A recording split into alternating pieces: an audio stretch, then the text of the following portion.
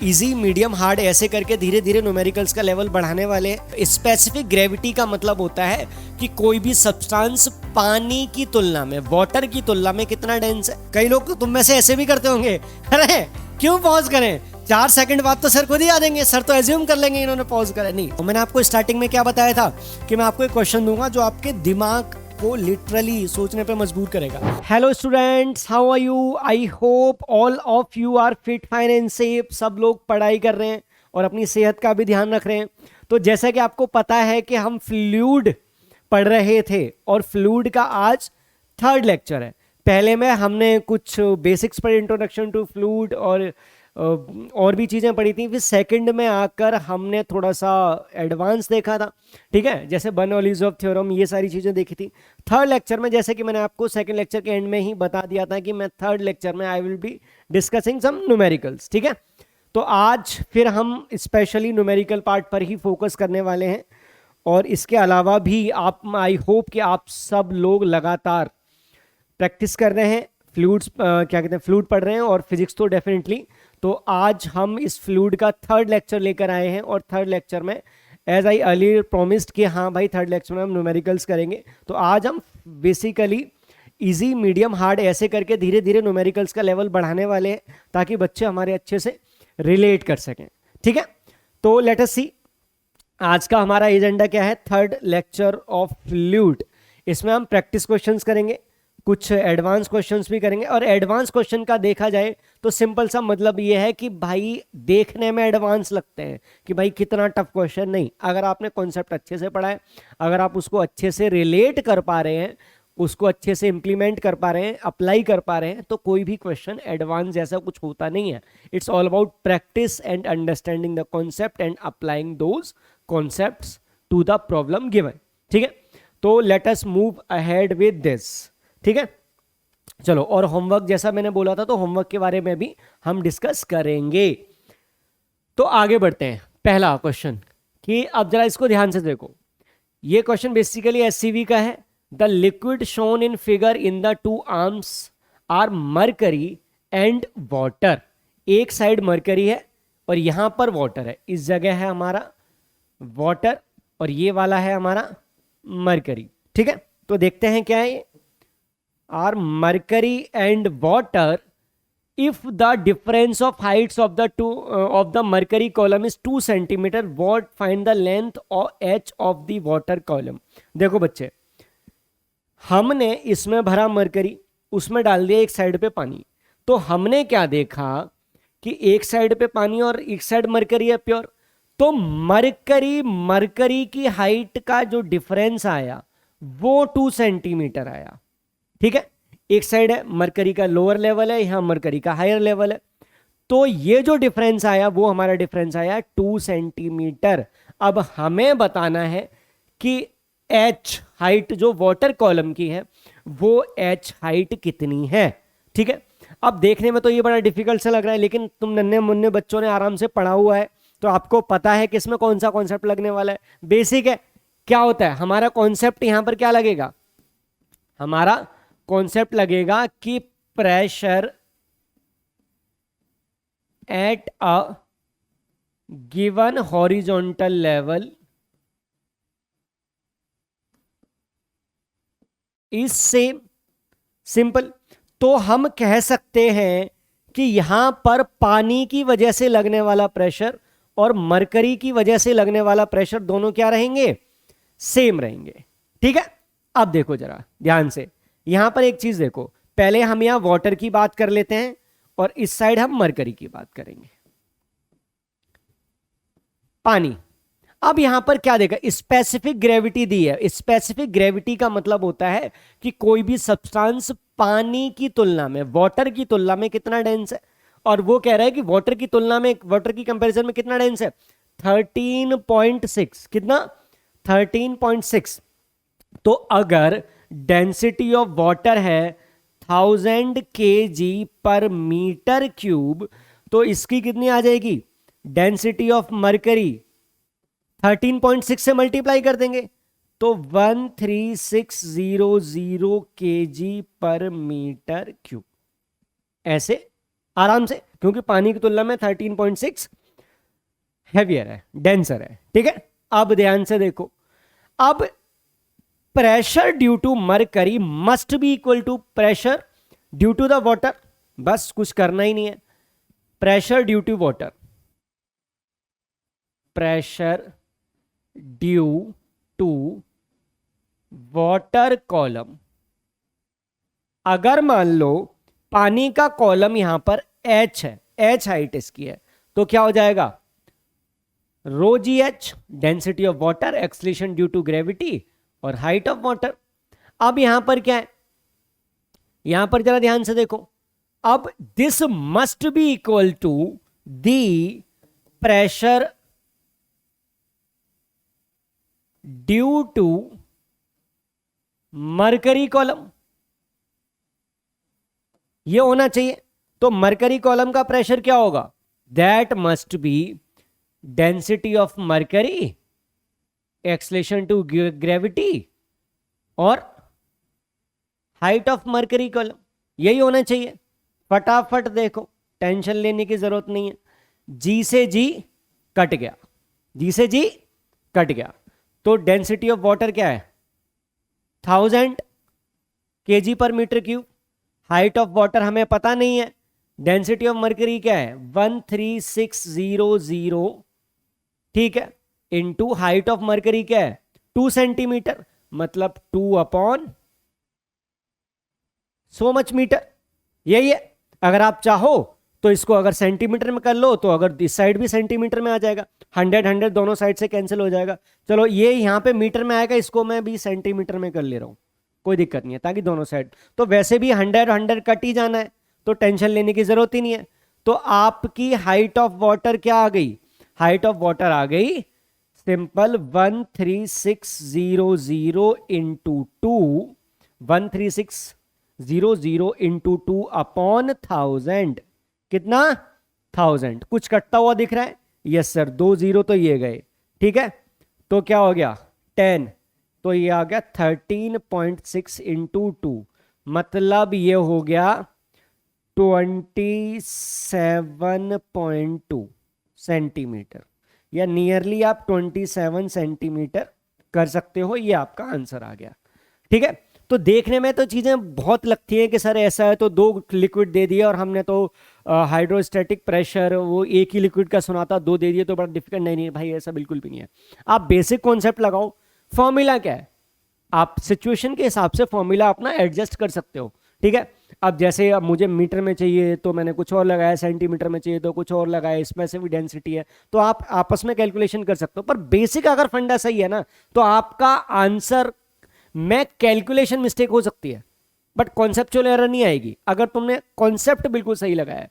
और रही बात कैलकुलेशन मिस्टेक्स की, तो आप लगातार जैसे जैसे प्रैक्टिस करते जाओगे आपकी कैलकुलेशन मिस्टेक्स दूर होती जाएंगी। मैं धीरे धीरे आपको यह भी बताऊंगा, मैं एक काम करूंगा, एक शॉर्ट डाल दूंगा और शॉर्ट में बताऊंगा कि आपको कैलकुलेशन एरर्स कैसे कम करनी है और राइटिंग स्पीड कैसे बढ़ानी है। ठीक है, मैं शॉर्ट डाल दूंगा इसके लिए, आज कोशिश करता हूं जाके रिकॉर्ड हो जाए। ठीक है, the area of cross section of the 2 arms of hydraulic press are 1 centimetre square and 10 centimetre square respectively. ठीक है, a force of 5 newtons is applied on the water in the thinner arm. What force should be applied on the water in the thicker arm so that water may remain in equilibrium? कुछ है ही नहीं इसमें, मैंने वही same concept है भाई, एक ये है, ये थिन आर्म है, ये थिकर आर्म है, इसका एरिया क्या है 1 सेंटीमीटर स्क्वायर, इसका एरिया क्या है कितना 10 सेंटीमीटर स्क्वायर। यहां पर जो फोर्स लग रहा है वो फोर्स क्या लग रहा है 5 न्यूटन। अब हमें निकालना है कि भाई ये रहे इक्विलिब्रियम में, किस में रहे ये इक्विलिब्रियम में।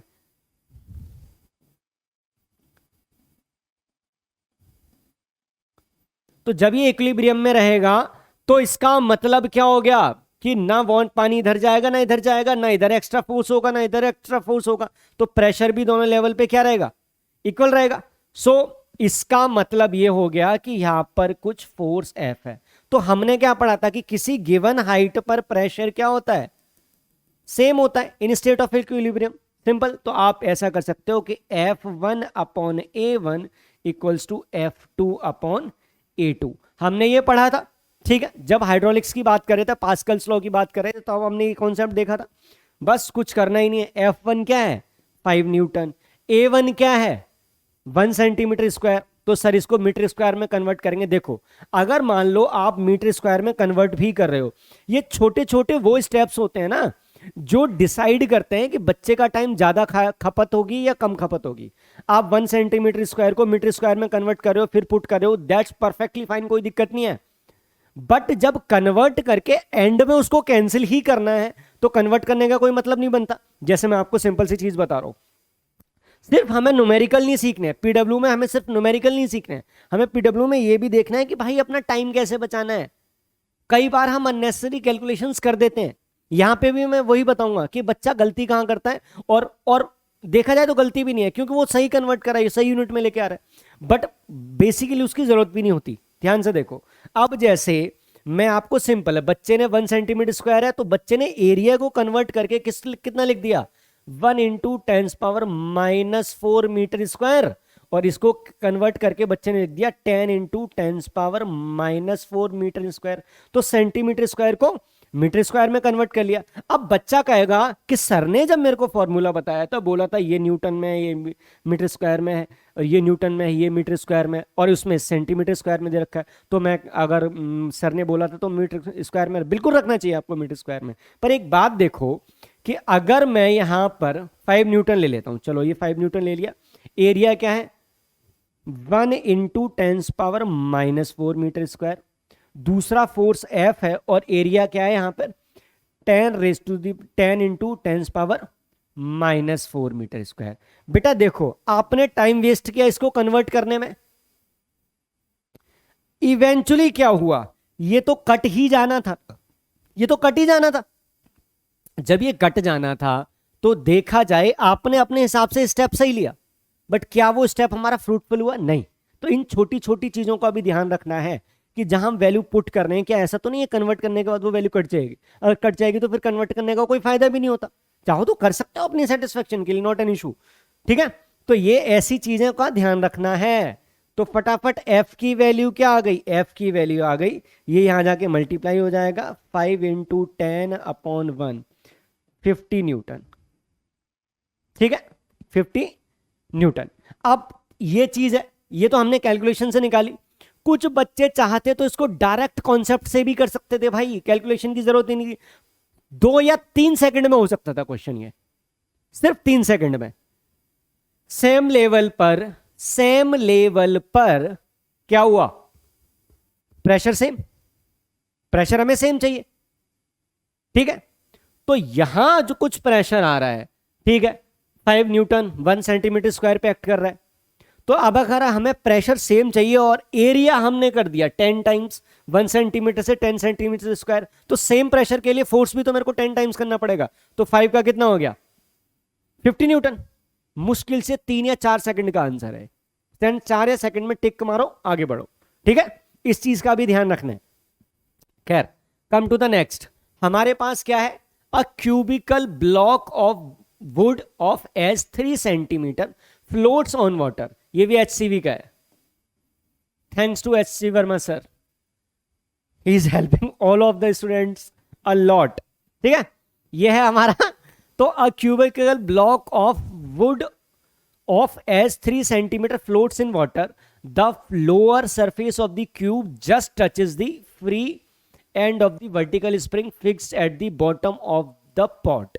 Find the maximum weight that can be put on the block without getting it wet, ठीक है, या without wetting it. Density of the wood is 800 kilogram पर मीटर क्यूब, ठीक है। और स्प्रिंग कांस्टेंट है कितना? 50 न्यूटन पर मीटर। तो हमें बता, और जी हमें लेनी है 10, तो हमें बताना है कि हम उस पर कितना वेट रख सकते हैं। हम उस पर क्या कर सकते हैं? कितना वेट रख सकते हैं, ठीक। चलो अब मैं एक काम करता हूं, थोड़ा साइड हो जाता हूं, ठीक है। अब मेरे को बताओ कि इसका आंसर क्या होगा। ठीक है, पॉज करके आराम से दिमाग लगाओ। चलो मैं आपको हिंट दे देता हूं, हिंट दे देता हूं। अब मैक्स बिना वेट करे इसको, वेट को, डब्ल्यू वेट को क्या करना है, सपोर्ट करना है। इसका मतलब ये इक्विलिब्रियम उसमें रहेगा, तो ना ऊपर जाना है ना नीचे जाना है। तो नेट नीचे लगने वाला force must be equal to net ऊपर लगने वाला फोर्स। मतलब ये हो गया कि इन दोनों का मास नीचे लगेगा और बायोवेंट फोर्स और स्प्रिंग का फोर्स ऊपर लगेगा। तो हमें बताना है कि इसमें हम कितना वेट या कितना मास ऐड कर सकते हैं। ठीक है, चलो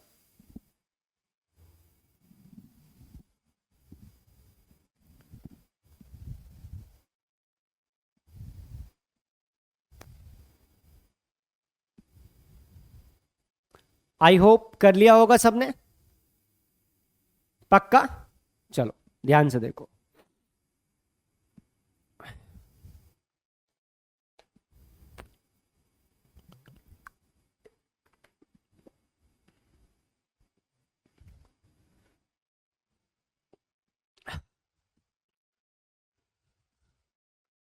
देख बच्चे,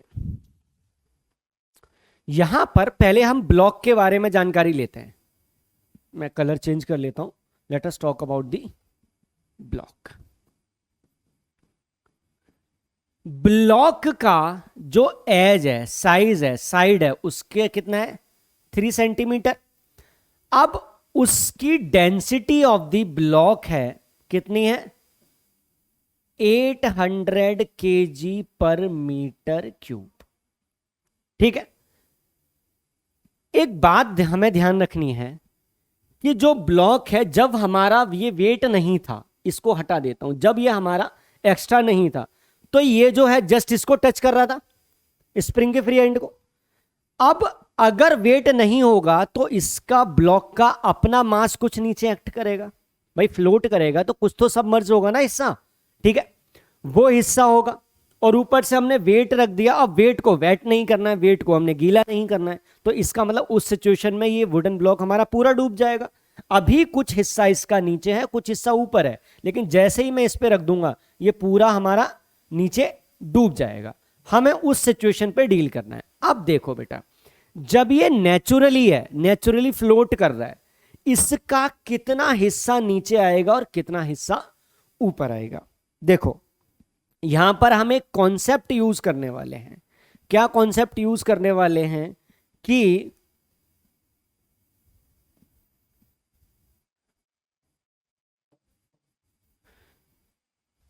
एक हमारे पास फ्लूइड है, उसका कुछ हिस्सा एक्स नीचे सबमर्ज्ड, ध्यान से सुनना, कुछ हिस्सा एक्स उसका सबमर्ज्ड है, और टोटल उसकी लेंथ एल है, या टोटल उसकी हाइट एच है, एच मान लो, चलो कैपिटल एच है। ठीक है, तो इसका कितना रेशियो आता है, तो एक्स अपॉन एच, जो हिस्सा सबमर्ज्ड है, x upon h comes out to be density of body upon density of fluid, या डेंसिटी ऑफ लिक्विड, हमेशा ये आता है। ठीक है, यहां तक कोई दिक्कत। अब देखो बेटा, मतलब बॉडी की डेंसिटी अगर ज्यादा होगी तो ये x की वैल्यू, मतलब ये डूब जाएगा। अगर बॉडी की डेंसिटी लिक्विड की डेंसिटी से कम होगी तो कुछ हिस्सा डूबा रहेगा और कुछ ऊपर रहेगा। ठीक है, तो जो अपर हाफ हिस्सा है, अपर अपर पार्ट है, वो कितना रहेगा, अगर x डूब गया है तो अपर क्या रहेगा, h माइनस एक्स। ये कहां रहेगा, बाहर रहेगा लिक्विड के, यही है। अब ध्यान से देखो बेटा, हमारा उसके एज की साइज कितनी है, 3 सेंटीमीटर। एज की साइज अब 3 सेंटीमीटर है और उसकी डेंसिटी है 800। देखो बच्चे, ये है हमारा फ्लूइड,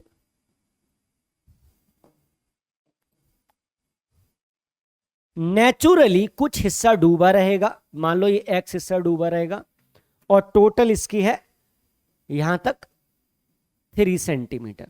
तो मैं x कैसे निकालूंगा, मैं x निकालूंगा x upon h equals to density of body upon density of liquid.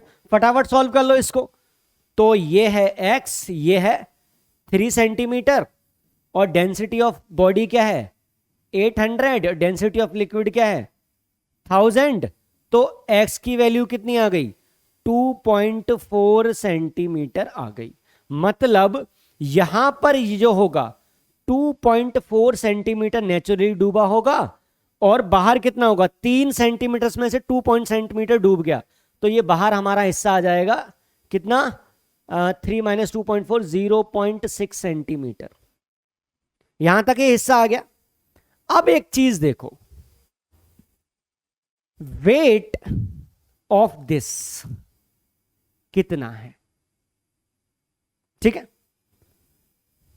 इसका वुडन ब्लॉक का वेट कितना है, weight of wooden block, weight of wooden block. Mass क्या होता है, मास क्या है डेंसिटी इंटू वॉल्यूम, यही है डेंसिटी इंटू वॉल्यूम। वेट क्या होगा mg रो vg। अब ध्यान से देखो, इसका वॉल्यूम अगर साइड इसकी 3 सेंटीमीटर है तो वॉल्यूम ऑफ वुडन ब्लॉक क्या हो जाएगा, क्या 3 इंटू 10⁻⁻2 क्यूब, तो आएगा 27 इंटू 10⁻⁻6 मीटर क्यूब। बस ये डेंसिटी क्या थी इसकी 800, वॉल्यूम क्या है 27 into 10⁻⁻6, acceleration due to gravity कितना है 10। ठीक है, यहां तक कोई इशू पक्का, आगे बढ़े, आगे बढ़े। तो कितना आ गया ये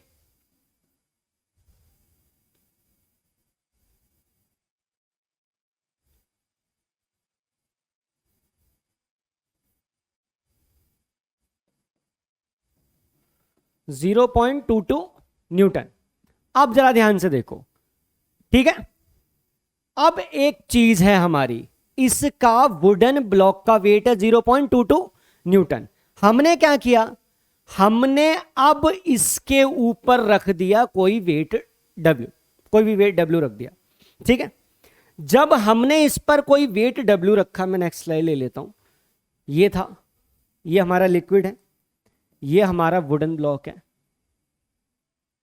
जब हमने इस पर कोई वेट W रख दिया तो हमें उस वेट को वेट नहीं करना है, इसका मतलब ये जस्ट फुली सबमर्ज्ड हो जाएगा, पूरा लिक्विड में डूब जाएगा, ठीक है।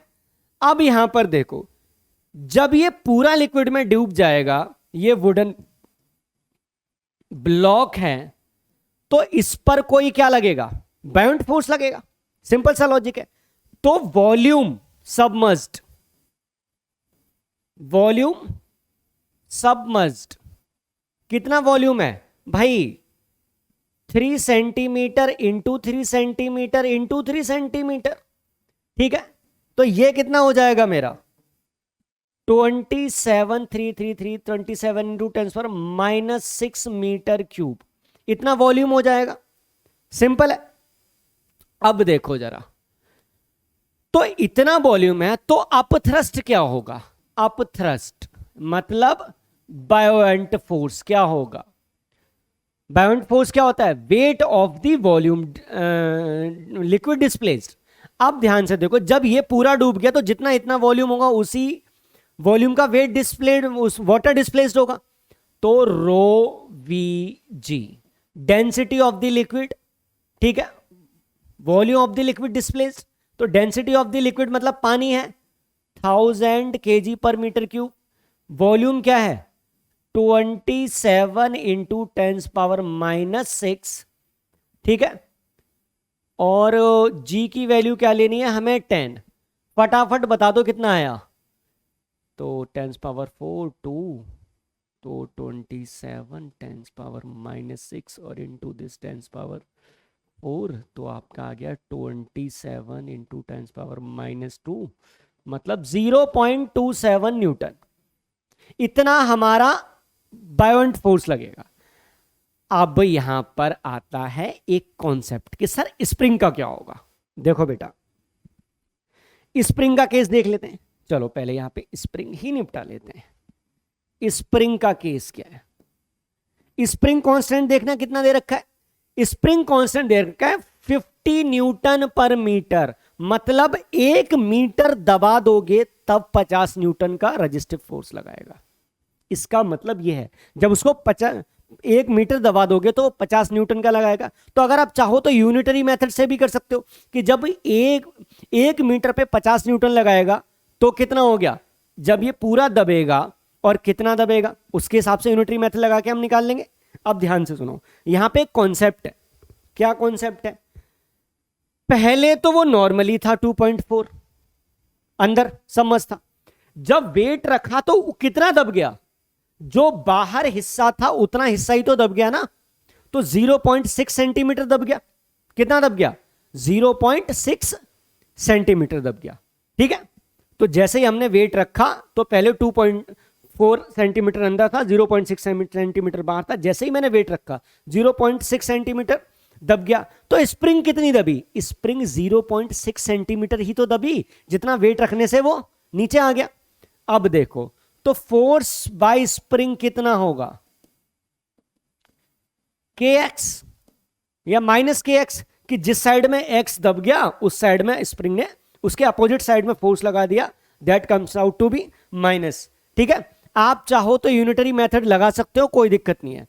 तो x की वैल्यू यहां क्या है? 0.6 सेंटीमीटर। कितना है? 0.6 सेंटीमीटर। आप चाहो तो इसको मीटर में भी कन्वर्ट कर सकते हो। तो हमने देखा कि जो स्प्रिंग से फोर्स लगा ऊपर की तरफ वो कितना आया? 50 न्यूटन पर मीटर है और x है 0.6 सेंटीमीटर। ठीक है, आप चाहो मीटर में कन्वर्ट करके कर लेना, मैं डायरेक्ट आंसर लिख रहा हूं। तो ये आ जाएगा आपका 0.3 न्यूटन। मतलब स्प्रिंग जो नीचे दब गई है वो स्प्रिंग अब ऊपर फोर्स लगाएगी 0.3 न्यूटन। ठीक है, अब ये पूरा सिस्टम इक्विलिब्रियम में। एक बार मैं फिर आपको समरी करवा देता हूं कि पहले हमारा क्या था? 2.4 नीचे था, 0.6 ऊपर था। जैसे ही हमने वेट रखा तो पूरा 3 सेंटीमीटर नीचे आ गया। अब जब पूरा 3 सेंटीमीटर नीचे आ गया तो इस ब्लॉक का मास नीचे एक्ट करेगा। एक्स्ट्रा वेट रखा है उसका मास भी, इस ब्लॉक का जो वेट है, जो ब्लॉक है उसका मास है, उसका वेट है, वो नीचे एक्ट करेगा। एक्स्ट्रा वेट भी नीचे एक्ट करेगा। तो दोनों का वेट नीचे की तरफ है और बायोंट फोर्स और स्प्रिंग का फोर्स ऊपर की तरफ है। तो इक्विलिब्रियम में क्या होगा? दोनों समान हो जाएंगे। बस यही करना है आपको। तो मान लो कि weight to be added plus weight of block equals to buoyant force plus spring force. तो क्या होगा? फटाफट जरा ध्यान से देखो। ये होगा डाउनवर्ड, ये भी होगा डाउनवर्ड, ये होगा अपवर्ड, और स्प्रिंग फोर्स भी क्या होगी? अपवर्ड, क्योंकि जब स्प्रिंग नीचे दबाओगे वेट तो वो ऊपर उसको फेंकने की कोशिश करेगी ना। बस weight to be added W मान लो। वेट ऑफ द ब्लॉक हमने क्या निकाला था? ये था बेटा हमारा 0.22 न्यूटन, 0.22। बायोंट फोर्स हमारा कितना आया था? बायोंट फोर्स आया था हमारा 0.27 न्यूटन। तो 0.27 न्यूटन प्लस स्प्रिंग फोर्स क्या है? 0.3 न्यूटन, 0.3 न्यूटन। तो वेट टू बी एडेड क्या आ जाएगा? 0.57 माइनस 0.22 न्यूटन। तो वेट क्या आ गया, 57 में से 22 घटा दो तो 0.35 न्यूटन। इसका मतलब इतना वेट हमें ऐड करना चाहिए। और अगर मान लो ट्विस्ट करके दे दें कि भाई इसमें मास निकालो, तो वेट आपका है तो आपका मास कितना आ जाएगा, मास इक्वल्स टू वेट अपॉन जी। तो 0.35 अपॉन जी की वैल्यू 10 निकाल लो और सो मैनी केजी है, और उसको ग्राम में भी कन्वर्ट कर सकते। ठीक है, यहां तक कोई दिक्कत नहीं, आगे बढ़े। चलो, एक क्वेश्चन है, अ piece of wood is floating in water kept in a bottle. The bottle is connected to an air pump. Neglect the compressibility of water. When more air is pushed into the bottle from the pump, the piece of wood will float with. देखो बच्चे, पहले मैं आपको situation बता दूं। ये हमारी बोतल है, इसमें एक लिक्विड भरा हुआ है, ये लिक्विड भरा हुआ है, यहां पर एक हमारा ब्लॉक है। ठीक है, ये नेचुरल है, इसका कुछ हिस्सा नीचे है, मान लो x सबमर्ज्ड है और टोटल h है, मान लो एक ब्लॉक है। हमने क्या किया, बाहर से इसमें एयर डाल दी, बाहर से क्या दिया, एयर हमने पंप कर दी। तो पंप कर दी, तो अब हमें बताना है कि बाहर से एयर पंप करने पर x की वैल्यू बढ़ेगी कम होगी। ठीक है, सबमर्ज्ड जो इसकी डेप्थ है, इतना वॉल्यूम सबमर्ज्ड है या इतनी डेप्थ तक वो सबमर्ज्ड है, वो सबमर्ज बढ़ेगा या कम होगा। आई एम जस्ट ऑन पॉज, आराम से सोच लो, दिमाग लगा लो, पॉज कर लो और सोचो, फिर बताऊंगा मैं।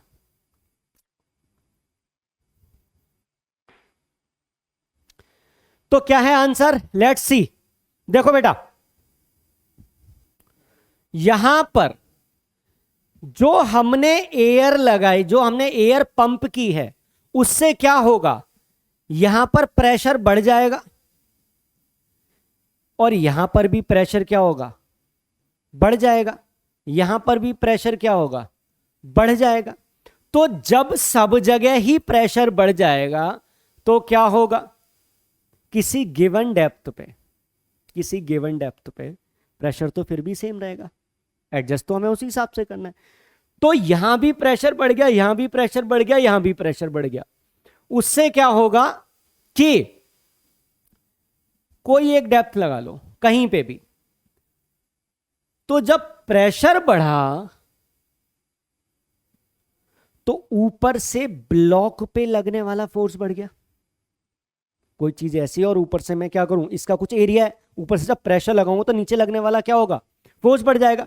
पर वो यहां भी तो बढ़ रहा है, तो चीजें क्या होंगी, कैंसिल आउट हो जाएंगी। ठीक है, अब इसको ऐसे मान लो कि अचानक मैं नॉर्मल है, मेरी एक वो है प्लास्टिक की, वो जैसे हम बोलते हैं ना, एक वेसल है जिसमें हम कैरोसिन वगैरह रखते हैं, प्लास्टिक की कट्टी या कुछ भी बोलते हो, जो भी आप लोकल लैंग्वेज में बोलते हो, कैन बोलते हो। ठीक है, जिसमें हम कैरोसिन रखते हैं। अगर मान लो वो खाली करके मैंने डाल दी पानी में और अचानक एटमॉस्फेरिक प्रेशर बढ़ गया, तो भाई उसका अगर इस पे बॉडी पे इफेक्ट पड़ेगा तो उसका फ्लूइड पे भी तो इफेक्ट पड़ेगा। तो आपस में क्या होंगे, दोनों को कैंसिल आउट कर देंगे, डिफरेंस इन प्रेशर सेम ही रहेगा। बायोएंसी कैसे लगती है, कोई चीज कितनी फ्लो अंदर होगी और कितनी बाहर होगी डिपेंड करता है बायोएंसी पे, सिंपल। और बायोएंसी क्यों होती है, डिफरेंस इन प्रेशर की वजह से। तो जो प्रेशर यहां ऐड हो रहा है वही प्रेशर यहां ऐड हो रहा है, तो दोनों जगह सेम प्रेशर ऐड होगा, तो क्या होगा, कैंसिल आउट हो जाएगा। तो यहां पे हम क्या लेंगे, हमारी जो बायोएंसी है उसका रीजन क्या है, डिफरेंस इन प्रेशर। तो यहां कुछ प्रेशर ऐड हो रहा है, यहां भी प्रेशर ऐड हो रहा है, तो इस केस में difference in pressure remain same.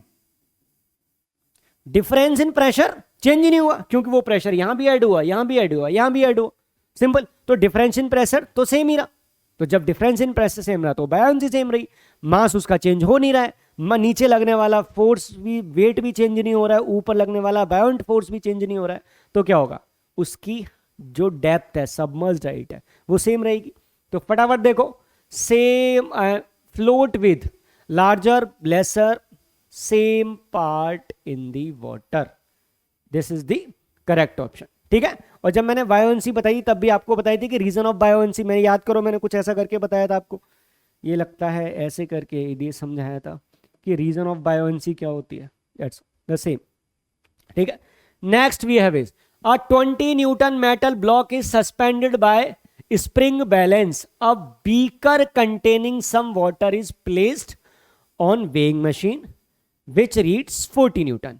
The spring balance is now lowered so that the block gets immersed in the water. The spring balance now reads 60 newton. The reading of the weighing machine will be, चलो मैं आपको question समझा देता हूं फिर आप try करना। हमारे पास एक स्प्रिंग बैलेंस है, ठीक है, यहां पे एक मास लटका हुआ है, इसकी रीडिंग आ रही है कितना, 20 न्यूटन। ठीक है, अब क्या हुआ, हमने एक बीकर लिया, ठीक है, उसको हमने वेइंग मशीन पे रख दिया, वेइंग मशीन पे रख दिया। अब हमने उसमें डाला पानी, क्या डाला उसमें, पानी। अब इसकी रीडिंग आ रही है 40 न्यूटन। ठीक है, जब इसकी रीडिंग 40 न्यूटन आ रही है तो हमने क्या किया, इसको उठा के इसमें सबमर्ज कर दिया, डुबा दिया। तो जब हमने इसको डुबा दिया तब जो हमारी रीडिंग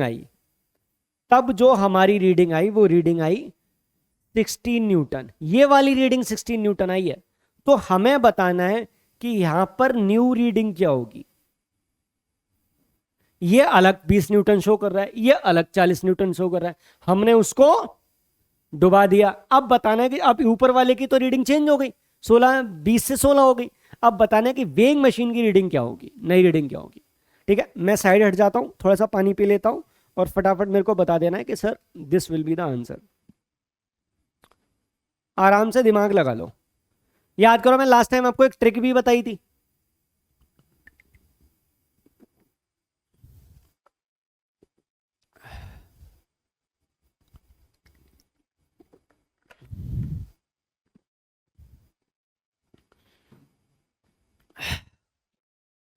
कर लिया, I am still on pause. चलो, आई होप सबने ट्राई करा है और अब देखते हैं कि इसका करेक्ट आंसर क्या है। देखो बेटा, एक्चुअली क्या है, अगर मैं न्यूटन का थर्ड लॉ यूज करूं तो मैं क्या बोलूंगा कि जब कोई ऑब्जेक्ट मैंने पानी में सबमर्ज कर दी, डुबा दी, तो उस पे एक बायोएंट फोर्स लगेगा। उस पे क्या लगेगा, बायोएंट फोर्स लगेगा। तो जब उस पर एक फोर्स लगेगा तो वो बॉडी फ्लूइड पर भी तो उतना ही फोर्स लगाएगी, फ्लूइड पर भी उतना ही फोर्स लगाएगी। मैं इसको बता देता हूं। जैसे मान लो मैं कलर चेंज कर लूं ताकि बच्चे को ये हमारा एक फ्लूइड है, उसके अंदर एक बॉडी है, फ्लूइड बॉडी पर एक बायोएंट फोर्स लगा रहा है, तो सिमिलरली बॉडी भी तो फ्लूइड पर एक फोर्स लगाएगी, ये होगा। देखो,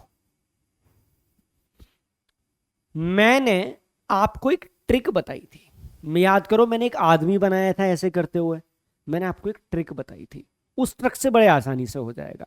तो एक चीज बताओ, जब इसकी रीडिंग 20 न्यूटन से 16 न्यूटन हो गई है, इसका मतलब 4 न्यूटन ऊपर की तरफ फोर्स लगा है, तभी तो 4 न्यूटन यहां पे कम शो कर रहा है। तो 4 न्यूटन ऊपर की तरफ कौन सा फोर्स लगा है, बायोएंट फोर्स लगा है। कॉमन सेंस ही चीज है। देखो जरा, बायोएंट फोर्स क्या होगा, बायोएंट फोर्स क्या होगा इसके लिए, है ना, mg नीचे एक्ट कर रहा है इनिशियल, ठीक है, और यहां पर न्यू वेट है। तो इनिशियल mg क्या था, 20 न्यूटन, नया वेट है 16 न्यूटन, इसका मतलब 4 न्यूटन से बायोएंट फोर्स लग रहा है। तो जब 4 न्यूटन से बायोएंट फोर्स लग रहा है तो वो भी इस पे इतना 4 न्यूटन लगाएगी, और इनिशियल उसकी 40 थी, तो 40 नीचे लग रहा है और 4 और ऐड हो गई, तो फाइनल आंसर क्या हो जाएगा, न्यूटन। अब मैं इसी चीज को एक आपको ट्रिक वाले तरीके से बनवाता हूं।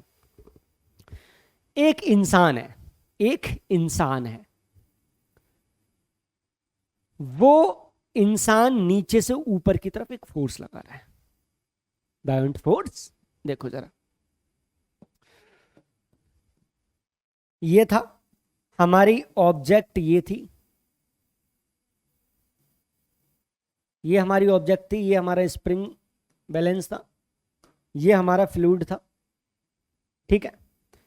इनिशियली था 20 न्यूटन, अब हो गया है 16 न्यूटन। तो ऊपर की तरफ कितना फोर्स लगा, यहां एक इंसान है, ऊपर की तरफ कितना फोर्स लगाया उसने, 4 न्यूटन। तो नीचे भी कितना लगाएगा, 4 न्यूटन। ईमानदार इंसान है ना बेचारा, है ना। तो ऊपर की तरफ अगर 4 न्यूटन है तो नीचे कितना लगाएगा, 4 न्यूटन। तो पहले जो रीडिंग 40 न्यूटन थी उसमें ये वाली ऐड कर दो, तो कितना आया, 44 न्यूटन। सिंपल है, इंसान वाली ट्रिक से। चलो एक क्वेश्चन में ऑन द स्पॉट यहीं पे मेरे दिमाग में आ गया, एक क्वेश्चन दे देता हूं। सिमिलर क्वेश्चन है, क्वेश्चन सिमिलर है, मैं फटाफट आपको दे देता हूं कि एक पानी है, इसकी इनिशियल रीडिंग थी 500 न्यूटन। कितना, 500 न्यूटन। उसमें मैंने एक मास ड्रॉप कर दिया, यहां एक स्प्रिंग बैलेंसर, ये फिक्स्ड है। तो इसकी इनिशियल रीडिंग थी, इसकी इनिशियल रीडिंग मैं मान लेता हूं 100 न्यूटन। और अब जो,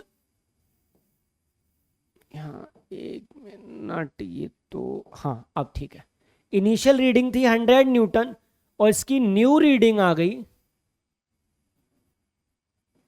80 न्यूटन।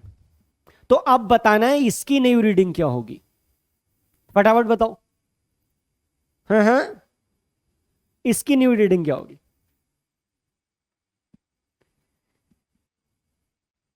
100 था, 80 अब हो गया। इसका मतलब ये वो इंसान, मैजिकल इंसान 20 न्यूटन से ऊपर कर रहा है। तो जब वो 20 न्यूटन से ऊपर कर रहा है तो यहां 20 न्यूटन से ऐड कर देगा नीचे, तो न्यू रीडिंग कितना होगी, 500 प्लस 20, 520 न्यूटन। कुछ करना ही नहीं है भाई, टेंशन क्यों ले रहे हो, क्यों परेशान हो रहे हो, ठीक है। अब एक और आइडिया है दिमाग में, बस तुम मेहनत करते रहो, ट्रिक ट्रिक ये सारा तो बड़े आसान सा हो जाएगा, टेंशन मत लो। और कॉमन ट्रिक्स भी क्या होते हैं, बेसिकली कॉमन सेंस होती है। देखो, net force before equals to net force after, net force earlier equals to net force after. पहले कितना था, 100 और 500, 600। अब फोर्स क्या है, 80। 600 में से 80 करोगे 520 यहां आ जाएगा। ऐसे कर लो भाई, क्यों टेंशन ले रहे हो, ठीक है। पहले का फोर्स आप इक्वल कर दो, इससे भी आ जाएगा, टेंशन लेने की जरूरत ही नहीं है, ठीक है। चलो आगे बढ़ते हैं। ये water and mercury are filled in 2 cylinders vessel up to the same height, both vessels have a hole in the wall near the bottom. The velocity of water mercury coming out of the holes are v1 and v2 respectively. अब हमें बताना है कि ratio of the velocities, ठीक है। चलो, क्या ratio of v1 and v2 क्या होगा, ठीक है। मैं साइड हो जाता हूं थोड़ा, फटाफट सॉल्व करो।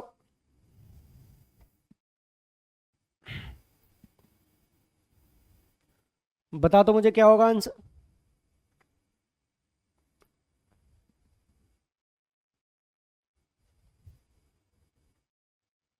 पॉज करके करना है, ऐसे नहीं कि कई लोग तो तुम में से ऐसे भी करते होंगे, अरे क्यों पॉज करें, 4 सेकंड बाद तो सर खुद ही आ देंगे, सर तो एज्यूम कर लेंगे इन्होंने पॉज करा। नहीं, सीरियसली आपको पॉज करना है, दिमाग लगाना है, फिर मेरे को बताना है। क्योंकि अगर आप पॉज करके दिमाग नहीं लगाओगे ना, तो आपको कैसे पता लगेगा कि आप कौन से स्टेप पे अटक रहे हो। जब आपको पता नहीं लगेगा तो मुझे कैसे बताओगे कि सर मैं इस स्टेप पे अटक रहा हूं। जब मुझे नहीं बताओगे तो मैं आपकी प्रॉब्लम का सॉल्यूशन कैसे दूंगा? इसीलिए कहता हूं कि इसको पॉज करके आराम से सॉल्व करो, ठीक है? ये बहुत जरूरी होता है। अगर कोई टीचर कहता है ना पॉज करके सॉल्व करो, तो पॉज करके लिटरली सॉल्व करो। उससे पता लगता है कि भैया कौन से स्टेप पे गलती हो रही है। अब आंसर तो कुछ भी आ सकता है, गलती से आंसर करेक्ट आ जाता है, आई एम टेलिंग यू। कई बार गलती से आंसर करेक्ट आ जाता है। जैसे मैं आपको एग्जांपल दे रहा हूं, 64/16, आंसर क्या आएगा? 4। बच्चे ने डिवाइड किया, निकाल लिया। एक बच्चे ने लगाया दिमाग, उसने कहा 64 और 16, 6 से 6 कट गया, आंसर 4 बता दिया उसने। जबकि ये तो गलत हो गया ना, कॉन्सेप्ट ही गलत है, आंसर तो फिर भी ठीक है। तो इसीलिए बहुत जरूरी होता है कि प्रॉपर कॉन्सेप्ट में जाके वीडियो को पॉज करके सॉल्व करना, ठीक है? चलो फटाफट इसकी बात देखो। So water and mercury are filled in 2 cylinder vessels up to the same height. एक में पानी है, जल है, दूसरे में मरकरी है। अब मुझे मरकरी की हिंदी नहीं पता है, ठीक है? तो मैं यहां पे मरकरी रख रहा हूं। तो दोनों में हाइट क्या है? दोनों में सेम हाइट है भाई, H1 और यहां पर H2। So H1 equals to H2।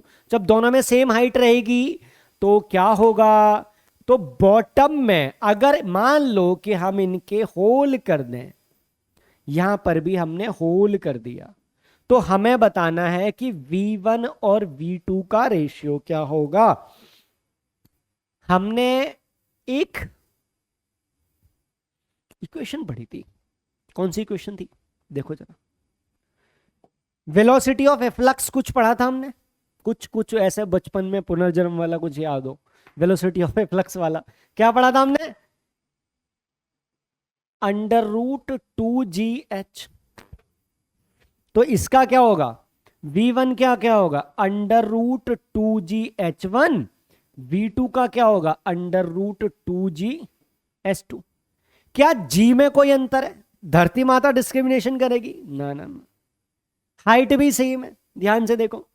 तो इसका मतलब क्या हो गया भाई कि V1/V2 √2gh1 √2gh2 और हमारा H1 इक्वल्स टू H2 है। तो क्या हो जाएगा? ये दोनों आपस में कत्लेआम करके V1 भी इक्वल्स टू V2। आंसर आ गया, टेंशन नहीं लेनी। बेसिक फंडास करो, ठीक है? और बेसिक फंडा पे करोगे फिर धीरे धीरे हम इसको अच्छे क्वेश्चन आएंगे, टेंशन मत लो, ठीक है? और उसके बाद भी मैं अब जैसे हमारा फ्लूइड का मॉड्यूल है, आप आराम से फ्लूइड का मॉड्यूल सॉल्व करो, कोई टेंशन की बात नहीं है। करो, जहां अटक रहे हो वहां मेरे को बोलो कि सर यहां पे मेरे को आ रही है। और क्योंकि ये प्रैक्टिस सेशन है तो मैं इसकी एक एक कमेंट चेक करूंगा कि बच्चे को फिजिक्स में प्रॉब्लम कहां आ रही है, ठीक है? तो फिजिक्स में आपको कहीं भी क्वेश्चन है, कोई भी क्वेश्चन समझ नहीं आ रहा, आपको कई बच्चों को ऐसा इशू है कि सर मेरे को ना जैसे अब क्वेश्चन है, अब मेरे को पता ही नहीं क्वेश्चन कमेंट्स में कैसे टाइप करो, है ना? मेरे पास फोटो है और कमेंट्स में फोटो नहीं आते। तो मैं आपको एक चीज बता दूं यहां पर कि अगर क्वेश्चन डालना है, यहां पर मैं एक्स्ट्रा दे दूं कि अगर आपको कमेंट्स में आपको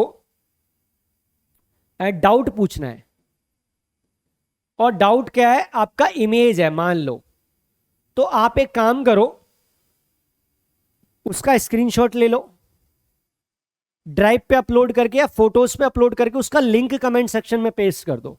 क्या कर दो? उसका जो लिंक है ना वो कमेंट सेक्शन में पेस्ट कर दो आप, मैं फटाफट उसको देख लूंगा, ठीक है? टेंशन लेने की जरूरत नहीं है, बस लगे रहो। हम बाकी हमारा काम है, तुम सिर्फ मेहनत करो, बाकी सारा हमारा काम है। कोई भी प्रॉब्लम आएगी, कुछ भी है, मैंने ऑलरेडी आपको मेरा फेमस डायलॉग अब तक याद हो गया कि कोई भी कठिनाई, परेशानी, प्रॉब्लम, मुसीबत, दुविधा, शंका, समस्या, दिक्कत, डाउट, संकट, इशू कुछ भी हो हमें बताओ, I will definitely solve it. हाँ, कई बार डिले हो जाता है, आई कैन टोटली अंडरस्टैंड।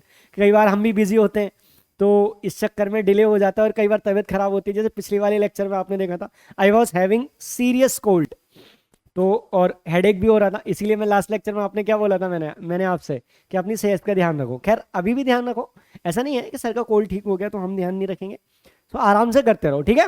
और फिर भी कुछ होता है just let me know in the comment section, ठीक है बेटा। कम टू दिस, तो नेक्स्ट क्वेश्चन है हमारे पास, हाँ जी। A glass full of water has a bottom of area 20 centimetre square. कितना है? 20 सेंटीमीटर स्क्वायर, ठीक है। टॉप ऑफ एरिया 20 मतलब ऊपर का भी 20 है, नीचे का भी 20 है। मैं अभी आपको समझाऊंगा। जैसे मान लो ऊपर का एरिया है 20 सेंटीमीटर स्क्वायर, नीचे का भी है 20 सेंटीमीटर स्क्वायर, और यहां पर कैसा है? स्फेरिकल है, ठीक है। हाइट 20 सेंटीमीटर है, ये लो जी, हाइट भी 20 सेंटीमीटर मान ली मैंने। और बताओ, and volume half litre. Volume कितना है आपका? 0.5 लीटर, ठीक है। मतलब 500 सेंटीमीटर क्यूब। 1000 सीसी का 1 लीटर होता है, तो 500 सेंटीमीटर क्यूब, ठीक है। Find the force exerted by the water on the bottom and considering the equilibrium of the water find the resultant force exerted by the side of the glass on the water। Atmospheric pressure आपको लेना है कितना? 10 raise to the power 5, 1 into 10 raise to the power 5 लेना है आपको, ठीक है। ये लो 5 न्यूटन पर मीटर स्क्वायर। और क्या जो डेंसिटी ऑफ वाटर इतना है 1000 kg पर मीटर क्यूब, और जी लेना है आपको 10 मीटर पर second square. All number to be exact, ताकि हमारा आंसर आ जाए, ठीक है। चलो यहां तक कोई फटाफट सॉल्व करो। I am just waiting for you, और उसके बाद then I will simply tell you. तो बढ़े आगे, लेट्स लुक इनटू दिस, ठीक है। तो हमारे पास क्या है? सिंपल ये सिचुएशन है, और अब हमें यहां पर निकालना है पहला, find the force exerted by the water on the bottom. तो एक चीज बात बताओ कि यहां पर कितना फोर्स लगेगा? सिंपल सा लॉजिक है। एक बात यहां पे देखो, ये जो लग रहा है इसका एक तो वेट एक्ट करेगा, और उसकी वजह से प्रेशर भी एक्ट करेगा, और ऊपर से क्या है? एटमॉस्फेरिक प्रेशर भी है। तो दोनों प्रेशर बॉटम पर एक्ट करेंगे, एटमॉस्फेरिक प्रेशर प्लस ये वाला प्रेशर बॉटम पे एक्ट करेंगे। और हमें बॉटम का एरिया पता है, इसलिए हम प्रेशर और एरिया के रिलेशन से हम फोर्स निकाल लेंगे। पहला हमारा लॉजिक हो गया, बस वही लगाना है। तो प्रेशर यहां पर मान लो PB, प्रेशर एट बॉटम, क्या हो गया? एटमॉस्फेरिक प्रेशर प्लस ρgh, यही हो गया। देखो बेटा, एटमॉस्फेरिक प्रेशर कितना दिया है? 10 पावर 5, मतलब 1,00,000 है ना, pascal, newton per metre square. Plus density of water क्या है? डेंसिटी ऑफ वाटर है 1000 kg पर metre cube. Acceleration due to gravity 10 है, और हाइट क्या है? 20 सेंटीमीटर, मतलब 0.2 मीटर। जरा देखना है, प्लस क्या 1000 10,000 और 10,000 इंटू 0.2 2000, तो कितना आ गया ये? 1,02,000 पास्कल। इतना प्रेशर एट बॉटम आ गया। तो अगर प्रेशर पता है तो मैं क्या करूंगा? हमें प्रेशर क्या है? 1,02,000 पास्कल, और एरिया एट बॉटम क्या है? 20 सेंटीमीटर स्क्वायर, ठीक है। तो जब ये 20 सेंटीमीटर स्क्वायर है, तो एरिया को मैं क्या करूंगा? 20 सेंटीमीटर स्क्वायर, मतलब 20 इंटू 10⁻⁻4 मीटर स्क्वायर। बस यहां से फोर्स आ सकता है। So pressure equals to force upon area, means force equals to pressure into area. Pressure हमारे पास क्या है? प्रेशर है 102,000 इंटू एरिया क्या है? 20 इंटू 10⁻⁻4। तो देखना ये कितना हो गया? कट के 102, उसका ये आपका फोर्स आ जाएगा 204 न्यूटन। कितना फोर्स आ जाएगा? 20। पहले का आंसर आ गया हमारा ये 204 न्यूटन। ठीक है, आप चाहो तो इसमें ये भी कर सकते हो कि भाई इसको 10⁻³ कर लो, फिर वहां से काट दो, फिर इसका डबल करके, you can do that also. ठीक है, नो इश्यूज। अब सेकंड पार्ट हमारा वाला क्या कहता है कि consider the equilibrium of the water, find the resultant force exerted by the sides of the glass on the water. अब यहां पर एक इंपॉर्टेंट पॉइंट है, सेकंड वाला पॉइंट हम देखते हैं। वो कह रहा है कि अगर मेरे पास ये केस है, देखो जरा, ये केस है, ये केस है, ऊपर हमारा है 20 सेंटीमीटर स्क्वायर, नीचे है 20 सेंटीमीटर स्क्वायर, है ना, इसकी हाइट भी 20 सेंटीमीटर है। ठीक है, अब यहां पर एक चीज हमें नोट करने वाली, जरा क्वेश्चन को फिर से ध्यान से देखो। ठीक है, अब हाइट 20 सेंटीमीटर और वॉल्यूम है 1/2 लीटर। 1/2 लीटर का मतलब क्या हो गया? 500 सीसी। ठीक है, तो आप फटाफट मेरे को बताओ कि रेडियस कितना आएगा। ठीक है, अब एक चीज देखो, अब यहां पर मुझे निकालना है, अब वॉल्यूम कितना है? 1/2 लीटर। ठीक, तो अब मुझे जानना है कि इसका रेडियस क्या आएगा। निकाल सकते हैं हम रेडियस? ठीक है, चलो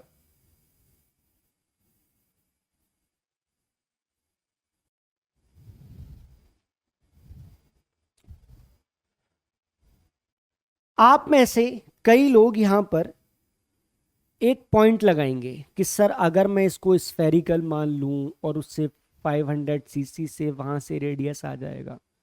यहां पर एक ग्लिच है, ध्यान से देखो। क्या ये परफेक्ट स्फीयर है? परफेक्ट स्फीयर तो नहीं है, सिंपल। तो वहां से तो हमारा नहीं आ सकता, बट एक हिंट इसमें ड्रॉप करी गई है, ध्यान से देखो। अगर ये 20 सेंटीमीटर है तो इसका हाफ कितना हो जाएगा? 10 सेंटीमीटर। हाफ इसका कितना हो जाएगा? 10 सेंटीमीटर। तो यहां पर हमारा आ गया आर 10 सेंटीमीटर मतलब 0.1 मीटर। इतना आर आ गया। एक और कॉन्सेप्ट है, स्टॉप राइटिंग, यहां पे फोकस करो। जैसे जैसे मैं नीचे बढ़ता हूं, प्रेशर क्या है मेरा? रो जी एच, डेंसिटी कांस्टेंट है, जी कांस्टेंट है, एच बढ़ रहा है। तो जैसे जैसे मैं नीचे बढ़ूंगा तो क्या होगा? प्रेशर बढ़ जाएगा मेरा। तो जैसे जैसे यहां से देखो, अगर मैं प्रेशर और हाइट का बनाऊं तो जैसे जैसे मेरी हाइट बढ़ेगी कैसा होगा? प्रेशर भी बढ़ जाएगा मेरा। तो हर एक पॉइंट पे अलग अलग प्रेशर है, तो एवरेज प्रेशर कैसे निकालूंगा मैं? What will my average pressure, है ना? देखो, एवरेज प्रेशर के लिए ये फाइनल वैल्यू है, इनिशियल वैल्यू है, दोनों को अगर कर दूं, अगर मान लो यहां पर हाइट 0 था तो वहां पे प्रेशर क्या होगा? एटमॉस्फेरिक प्रेशर होगा, सिंपल।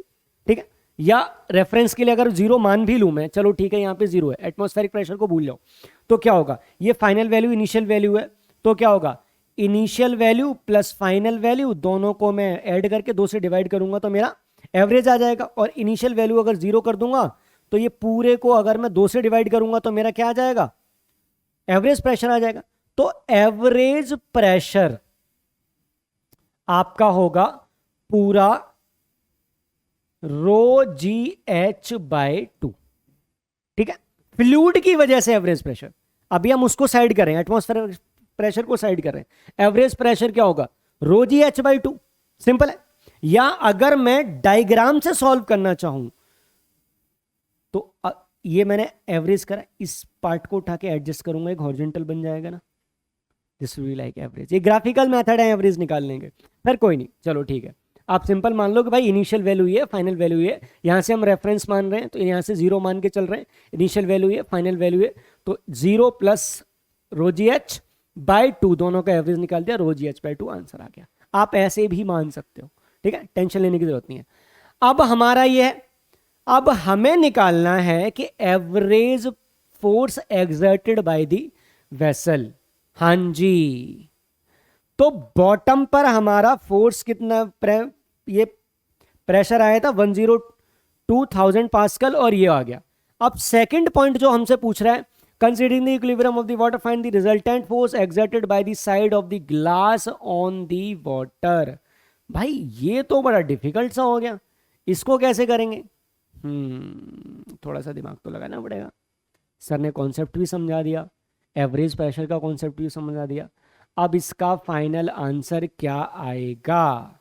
देखो जरा, पहले एवरेज प्रेशर ही निकाल लो, तो P average will be rho g h by 2, और ठीक है डेंसिटी क्या है 1000, G की वैल्यू 10, H क्या है 0.2, ठीक है, बाय 2, तो क्या हो गया 10,000.2000 by 2, 2000 by 2 comes out to be 1000 pascal. हाँ जी, ये हो गया 1000 पास्कल, ठीक है।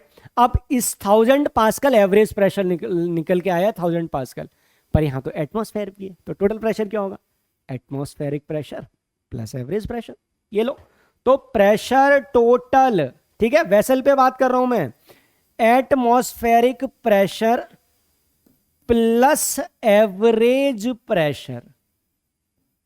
सर कितना मुश्किल दे दिए, नहीं आसान है।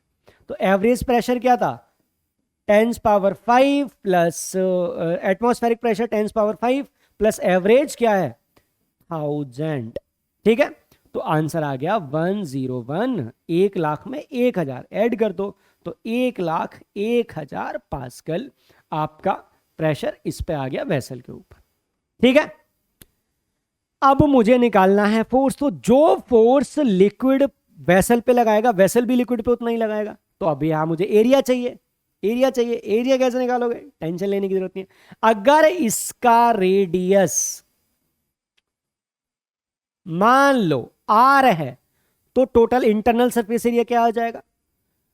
एरिया हो जाएगा हमारा 4πr²। स्फेरिकल है ना, अंदर से कितना 4πr², ठीक है। तो फोर्स क्या होगा, प्रेशर इनटू एरिया। प्रेशर हमारा वेसल पे कितना लग के आया एटमॉस्फेरिक और ये सारा एवरेज मिला के 101,000 मल्टीप्लाइड बाय एरिया क्या है 4 इंटू 3.14 इंटू रेडियस क्या निकला था मेरा 20/2 मतलब 10 सेंटीमीटर 0.1 मीटर, तो 0.1 का स्क्वायर कर दोगे। फटाफट मुझे बता दो कि इसकी वैल्यू क्या आएगी।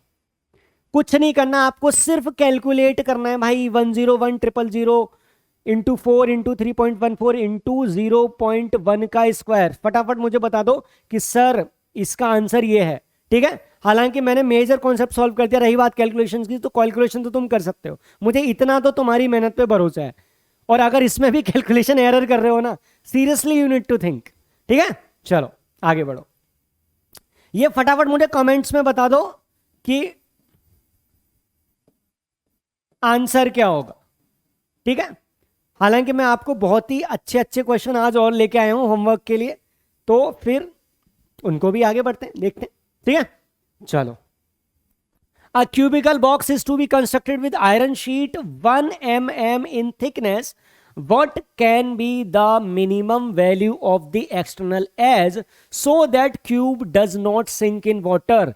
The density of iron equals to 8000 kg per meter cube and the density of water 1000 kg per meter cube. अब ध्यान से देखो, ये कहना क्या चाह रहा है कि हमारे पास पानी है, उसमें हमारे पास एक आयरन का क्यूब है। क्या है, आयरन का क्यूब है। तो आयरन के क्यूब की साइड मान लो ए है, क्यूब है, इक्वल साइड होगी, तो वो मिनिमम कितनी होनी चाहिए ताकि वो डूबे ना। ध्यान से सुनो, अब ये पॉइंट मिनिमम बहुत अच्छा पॉइंट है, कॉन्सेप्ट देखोगे तो चीजें बड़ी आसान हो जाएंगी। मिनिमम बहुत अच्छा पॉइंट है। अगर मैं ए को बड़ा कर दूं तो क्या होगा, इसका वॉल्यूम ज्यादा होगा, ठीक है, मास भी बढ़ेगा। तो अगर इसको बड़ा कर दूं तो फ्लोट करने लगेगा, और छोटा कर दूं तो सिंक कर जाएगा। तो एक वैल्यू होगी ना कि भाई फ्लोट भी ना करे, एकदम स्टेबल इक्विलिब्रियम में रहे, आराम से, मेरे को कोई टेंशन नहीं चाहिए। मिनिमम वैल्यू चाहिए एक्सटर्नल एज की, ताकि वो क्या करे, सिंक ना करे, डूबे ना, ठीक है, ध्यान से। तो इस केस में क्या होगा, हमें पता है कि weight of iron cube must be equal to weight of fluid displaced. इसका इक्वल होना चाहिए, तभी तो इक्विलिब्रियम आएगा, क्योंकि नीचे लगने वाला वेट और ऊपर लगने वाला बायोंट फोर्स मस्ट बी इक्वल, तभी इक्विलिब्रियम आएगा। अब यहां से देखो हमारा मेन पॉइंट क्या है, वेट ऑफ आयरन क्यूब। अच्छा एक बात बताओ, जब हम आयरन क्यूब की बात कर रहे हैं तो इसका वेट कैसे निकलेगा, जबकि इसकी थिकनेस, साइड की थिकनेस क्या है, साइड की इसकी थिकनेस है क्या, 1 mm, मतलब 1 × 10⁻³ मीटर। अब इसके अंदर कितना मास होगा, एक चीज देखो, जो इसका टोटल सरफेस एरिया होगा, कोई टोटल सरफेस एरिया आएगा, उसमें अगर उसकी थिकनेस को मल्टीप्लाई कर दूं तो वॉल्यूम ऑफ आयरन आ जाएगा। सिंपल, टोटल सरफेस एरिया है, उसमें अगर थिकनेस को मल्टीप्लाई कर दूं तो area into sum thickness, volume देता है हमें, तो हमारे पास क्या आ जाएगा, वॉल्यूम ऑफ आयरन आ जाएगा, सिंपल। और उस वॉल्यूम ऑफ आयरन से हमारे पास मास ऑफ आयरन आ जाएगा डेंसिटी से, और उससे हमारे पास आ जाएगा वेट, ठीक है। चलो एक मिनट, अब चाहो तो मैं पॉज कर देता हूं कि हाँ चलो होल्ड, मैंने आपको हिंट दे दिया, जस्ट पॉज करके सॉल्व करो एंड लेट मी नो, चाहो तो दोबारा भी ट्राई कर सकते हो। खैर चलो कम। तो इसका टोटल सरफेस एरिया क्या होगा, एक साइड का एरिया, एक एज का, एक सरफेस का, a × a² और ऐसे कितने होते हैं 6, तो टोटल सरफेस एरिया क्या होगा 6a²। तो टोटल वॉल्यूम क्या होगा 6a² इंटू, और थिकनेस क्या है इसकी 1 × 10⁻³ ये इसका वॉल्यूम आ गया, ठीक है। तो वॉल्यूम आ गया 6, आयरन का वॉल्यूम की बात कर रहा हूं, वॉल्यूम ऑफ आयरन 6a² × 10⁻³ ठीक है। इसका मास क्या आ जाएगा, एक मिनट, यहां पे अगर कोई दिक्कत हो तो जस्ट लेट मी नो, कोई दिक्कत नहीं है, आगे बढ़ो बच्चे। ये आ गया, साइड आ गई, थिकनेस आ गई हमारा, फिर सरफेस एरिया आ गया, सरफेस को एरिया को मल्टीप्लाई करके हमने वॉल्यूम ऑफ आयरन निकाल लिया, ठीक है। तो अब हम देखते हैं wait of the iron, wait of the iron, तो वेट क्या होगा ρVg। अब वेट ऑफ आयरन है, डेंसिटी ऑफ द आयरन क्या दे रखी है हमें, डेंसिटी हमें दे रखी है 8000, ये लो जी सर 8000। वॉल्यूम क्या आया हमारा, वॉल्यूम आया 6a² × 10⁻³ 6a² × 10⁻³ जी की वैल्यू 10, तो क्या आ गया, ये 3 तो कट गए आपके, ये लो 10, तो आपका 8×48 480a² आपका वेट ऑफ द आयरन, इसका मैग्नीट्यूड आ गया, ठीक है। अब हमें निकालना है weight of the water displaced, ठीक है।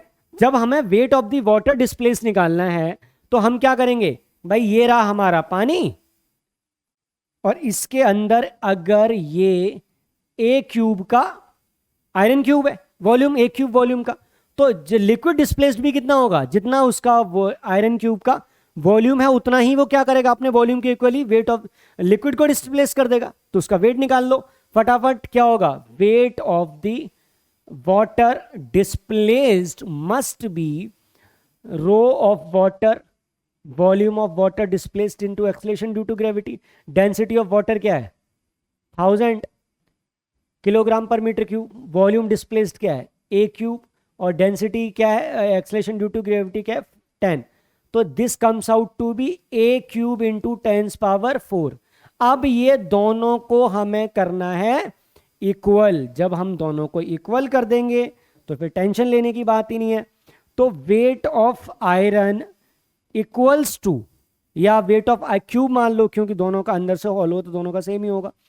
तो वेट ऑफ वाटर डिस्प्लेस्ड कितना आया जी? ये आपका आया 480 A² equals to A cube into 10⁴। कुछ कटता हुआ देखा? यस सर, यहां तो a बचा और यहां पर 0 से 3 कटा, तो a की वैल्यू क्या आ गई? 48/10,000, सॉरी 1000, 3 बचा ना, तो 10⁻³ 1000, तो 0.048 मीटर, मतलब 48 इंटू 10⁻³ मीटर, मतलब 48 mm। ये हमारा आंसर आ गया। ठीक है, तो हमने क्या किया? हमने सबसे पहले आयरन का वेट निकाला, क्योंकि जो आयरन का वेट होगा वही तो उस क्यूब का वेट होगा। ठीक है, और जब वो पानी में फुली सबमर्ज हो जाएगा तो अपने वॉल्यूम के इक्वल ही पानी को डिस्प्लेस कर देगा। तो हमने वेट ऑफ आयरन निकाला, फिर हमने क्या किया? Wait of the water displace निकाला, दोनों को इक्वल कर दिया, तो हमारी साइड आ गई कि जी 48 mm का उसका एज होना चाहिए मिनिमम। ठीक है, let's look into this. The fraction of the floating object of volume V0 and density D0 above the surface of the liquid of density D will be। हाँ जी, अब पहले क्वेश्चन को समझ लो। क्वेश्चन समझ गया तो बहुत आसान हो जाएगा। ये कह रहा है कि हमारे पास, ठीक है, एक लिक्विड है जिसकी डेंसिटी है D। एक लिक्विड है हमारे पास जिसकी डेंसिटी है D। अब एक ऑब्जेक्ट है, अब एक ऑब्जेक्ट है जो फ्लोट कर रही है, फ्लोट कर रही है ऑब्जेक्ट। इसका वॉल्यूम V0 है, चलो मैं बाहर लिख देता हूं। इसका जो वॉल्यूम है वो V0 है और डेंसिटी D0 है। चलो, अब हमें बताना है कि उसका कितना फ्रैक्शन, कितना हिस्सा बाहर होगा। अब कॉमन सेंस लगाओ। एक तो हम डायरेक्ट ट्रिक यूज कर सकते हैं। हमने क्या बोला था? कि हमने ये बोला था कि अगर कोई लाइक ये समझ लेंथ है जो सरफेस के नीचे है और उसकी टोटल है h है, तो density of body upon density of liquid. ये हमने करा था, कर सकते हैं, डायरेक्ट कर सकते हैं। चलो, बट खैर कोई नहीं, मैं आपको एक कॉन्सेप्ट से बेसिकली समझा देता हूं। देखो बेटा, अगर मान लो उसका x fraction of V0 is outside the liquid, liquid के बाहर जो है हमारा वो x फ्रैक्शन है, और नीचे क्या बचा? नीचे बचा हमारा V0 में से x V0 माइनस कर दो।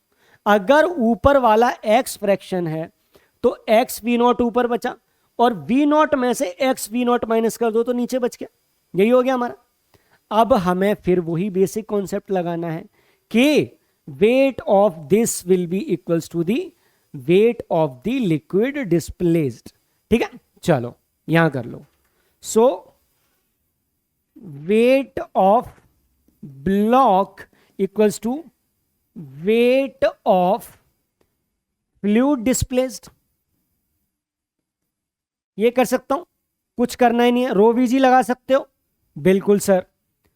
ब्लॉक का वेट क्या है? रो डेंसिटी क्या है? D0। वॉल्यूम क्या है? अब वॉल्यूम कौन सा लेंगे?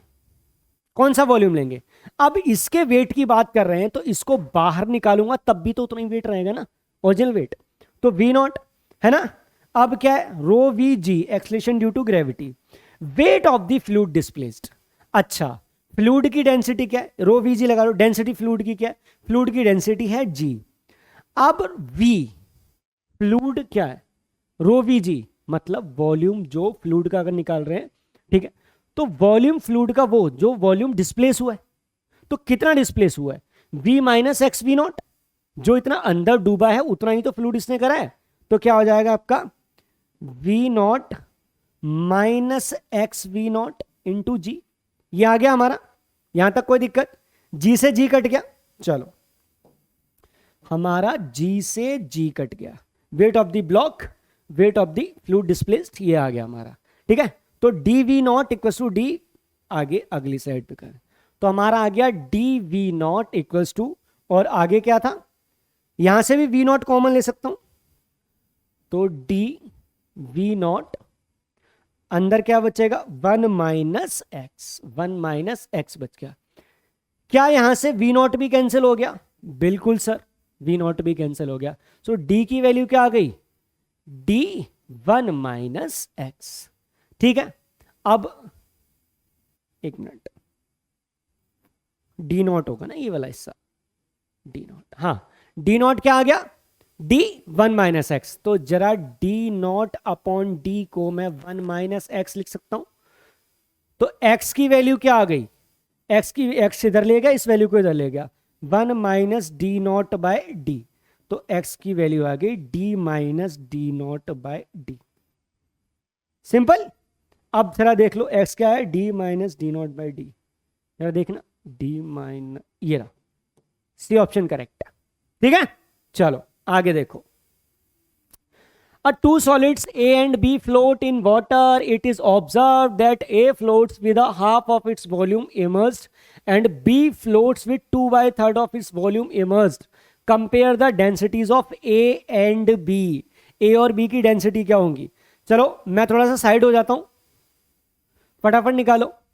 हालांकि मैं इतने प्रैक्टिस कॉन्सेप्ट दे चुका हूँ आपको कि मुझे नहीं लगता इसमें हिंट देने की जरूरत है। तो ट्रिक भी यूज कर सकते हो, डायरेक्ट भी यूज कर सकते हो, कोई दिक्कत नहीं। ईमानदारी से पॉज करके ट्राई करना है, ऐसा नहीं है कि बस अगले 5 सेकंड में सर बता ही देंगे। होल्ड ऑन, ताकि पता भी लगेगा ना हमारा बच्चा कहाँ गलती कर रहा है। सो दो सॉलिड है, पानी में फ्लोट कर रहे हैं, ठीक है। और ए जो है, मैं आपको दोनों सिचुएशन बता देता हूं कि ये भी पानी है, ये भी पानी है। जो ए फ्लोट कर रहा है उसका आधा हिस्सा बाहर है, आधा हिस्सा बाहर है।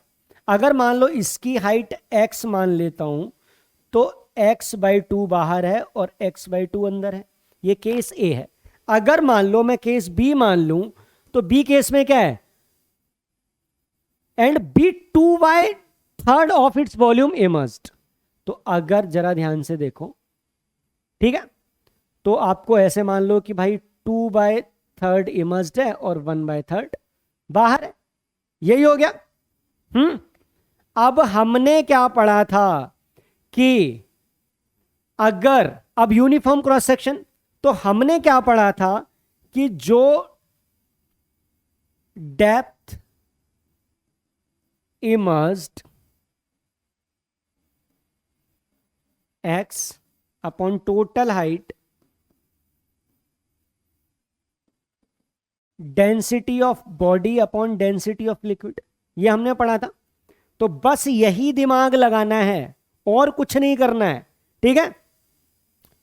तो बस कुछ खेल ही नहीं है, बस लिक्विड, इसका केस में दोनों में वाटर है तो लिक्विड बराबर हो जाएगा और उसी हिसाब से हम दिमाग लगा लेंगे। तो बस लगाते हैं दिमाग, टेंशन लेने की क्या जरूरत है।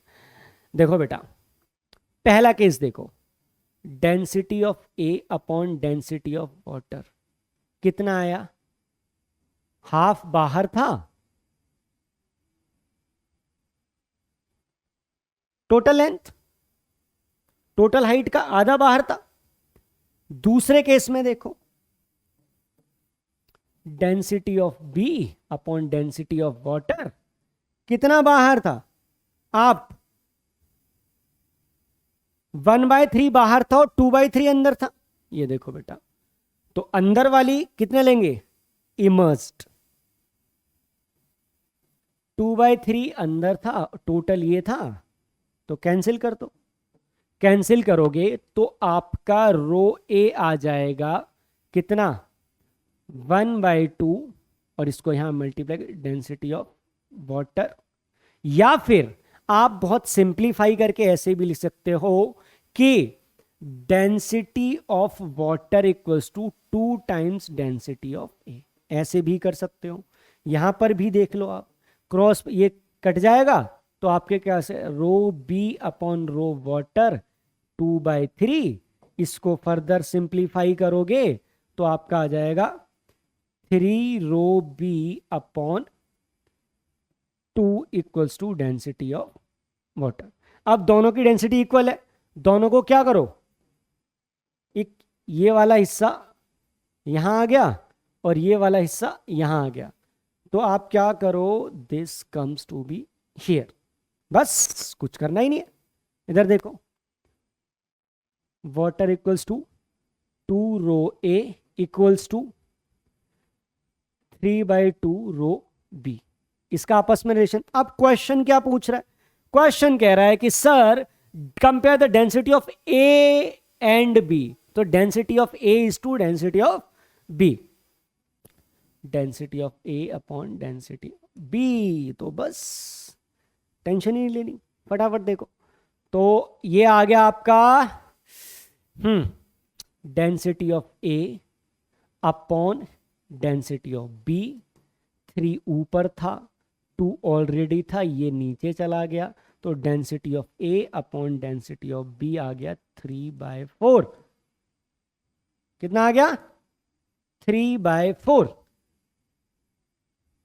सी ऑप्शन करेक्ट है। टेंशन नहीं, आराम से, कोई जल्दबाजी नहीं, एक एक स्टेप सोच के करना है, जल्दबाजी कुछ नहीं है। समझ में आए समझो, नहीं समझ में आ रहा दिमाग लगाओ, फिर भी समझ नहीं आ रहा हमें बताओ, I will come and solve all of your issues. ठीक है, अब देखो हमारा अगला, next we have is here it goes like the density of ice is x gram per cc and that of water is y gram per cc. What is the change in volume of cc when m gram of ice melts? एक m gram ice है तो ice की density x ग्राम पर cc है, जब वो melt हो गई तो वो पानी में बदल गई और पानी की डेंसिटी y ग्राम पर cc है, तो हमें बताना है कि चेंज इन वॉल्यूम कितना हुआ। आप ऑप्शंस देख के आपको लग रहा होगा कि ये सर ये तो बड़ा खतरनाक सा क्वेश्चन है, कोई नहीं, दिमाग लगाओ, होल्ड ऑन,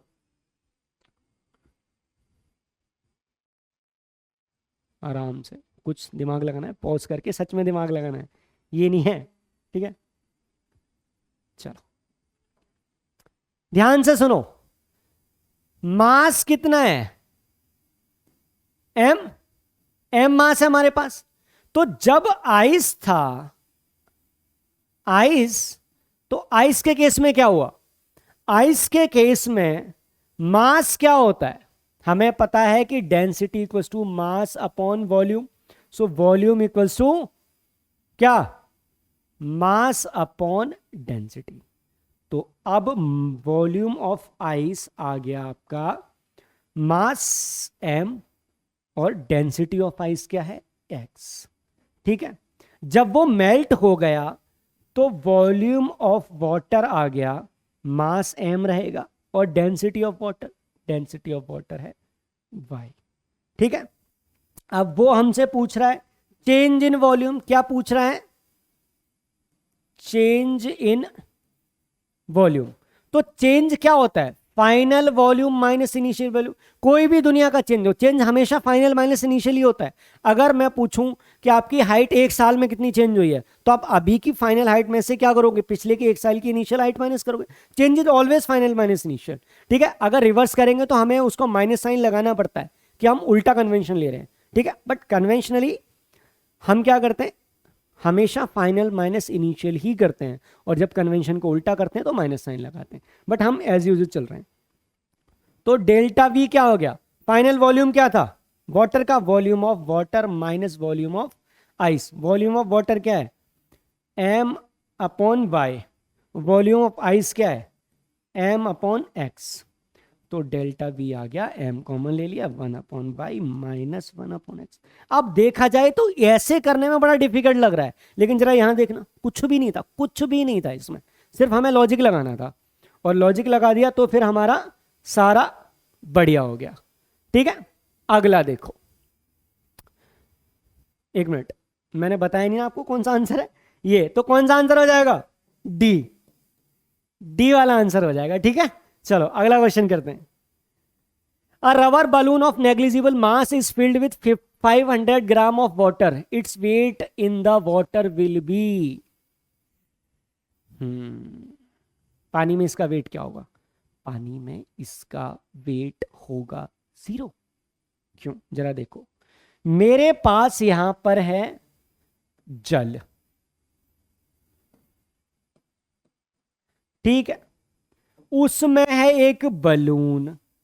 बलून कैसा है? मासलेस या नेग्लिजिबल मास। इसके अंदर भी भरा है क्या? जल। इसके अंदर भी जल भरा है, तो इसका वेट लगेगा नीचे कितना? mg। तो ये पानी अपने वॉल्यूम जितना ही तो पानी डिस्प्लेस करेगा, तो नीचे बाहर भी पानी, अंदर भी पानी, पानी ही पानी, तो इधर लगेगा बायोंट फोर्स, और बायोंट फोर्स भी कितना लगेगा? mg जितना ही लगेगा। तो क्या हो जाएगा? नेट फोर्स क्या हो जाएगा? mg माइनस mg, 0 न्यूटन, या नेट वेट भी 0 न्यूटन आ जाएगा।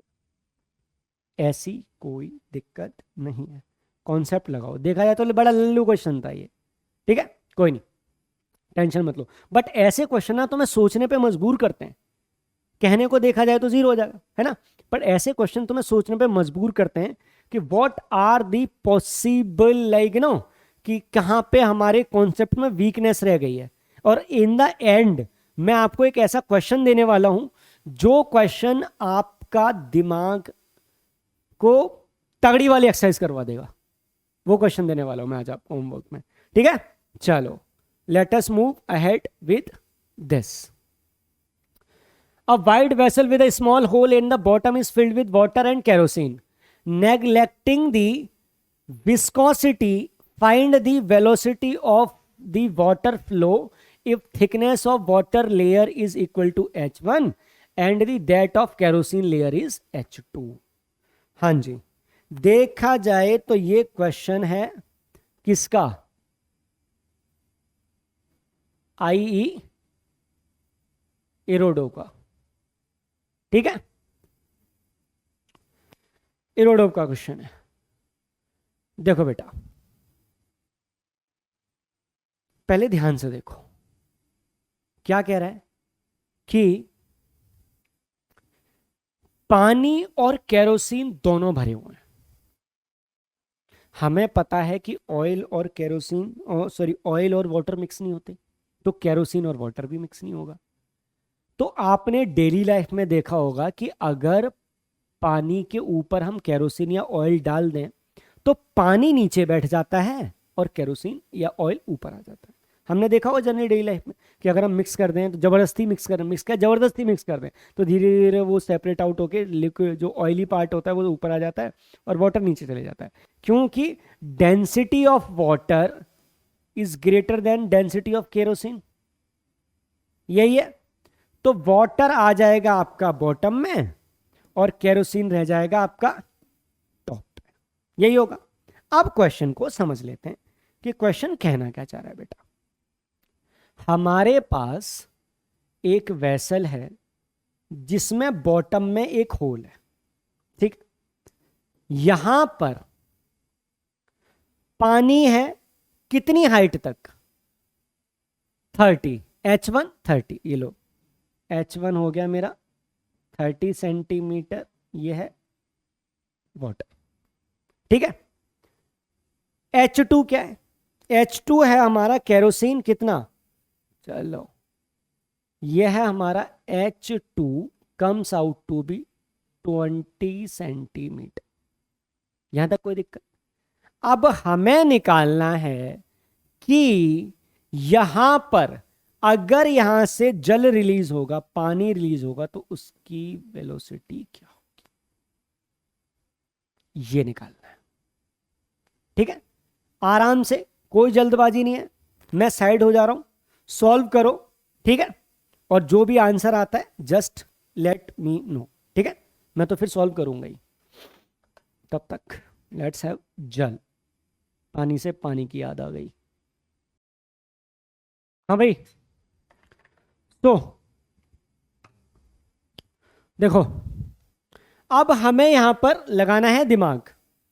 क्या? लिसन, यहां पर जब ये वेलोसिटी, जब पानी निकलना स्टार्ट होगा, उस टाइम पर वो जो पानी निकलेगा इस सब की प्रेशर एनर्जी की वजह से निकलेगा। यहां जो पानी कोई छोटा सा वॉल्यूम निकलेगा, छोटी कोई ड्रॉप निकली, उस टाइम इसकी जो वेलोसिटी होगी वो इसका काइनेटिक हेड होगा। और इसकी जो प्रेशर, इसकी जो क्या कहते हैं, ये प्रेशर एनर्जी है, वो प्रेशर एनर्जी इसकी काइनेटिक एनर्जी में कन्वर्ट होगी। यहां तक दिक्कत नहीं? सुनो जरा, ये कुछ प्रेशर अप्लाई करेगा, ये और उसकी वजह से ये इधर जाने की कोशिश करेगा। Now clear? लिसन। अब यहां पर अगर मैं बर्नौलीज थ्योरम लगा दूं तो यहां पर मैं कह सकता हूं कि प्रेशर एनर्जी किस में जा रही है? काइनेटिक एनर्जी में जा रही है। यही हो रहा है। जब ये निकल रहा होगा तो हाइट का, जब जब जस्ट ड्रॉप निकल रही है, हाइट का जो डिफरेंस होगा लगभग नेग्लिजिबल, एकदम नेग्लिजिबल, ठीक है? तो अब ध्यान से देखो, तो इसकी प्रेशर एनर्जी, इसकी प्रेशर एनर्जी इक्वल्स टू सिर्फ वाटर की काइनेटिक एनर्जी। ध्यान रखना, ठीक है? तो यहां पर प्रेशर एनर्जी क्या है? Rho g h one plus rho two g h two must be equals to half rho one v square. ध्यान से सुनो, यहां पर रो वन क्या है? पानी है, 1000 kg पर मीटर क्यूब। यहां पर क्या है? केरोसिन है, तो रो टू है 800 kg पर मीटर क्यूब। केरोसिन की जो डेंसिटी है वो 775 से लगभग 840 850 के बीच में वेरी करती है, बट जो एवरेज डेंसिटी हम लेते हैं वो 800 मान के चलते हैं, ठीक है? तो अब मैं क्या करूंगा यहां पे, इसकी जो प्रेशर एनर्जी है that has been converted into kinetic energy of the water, ठीक है?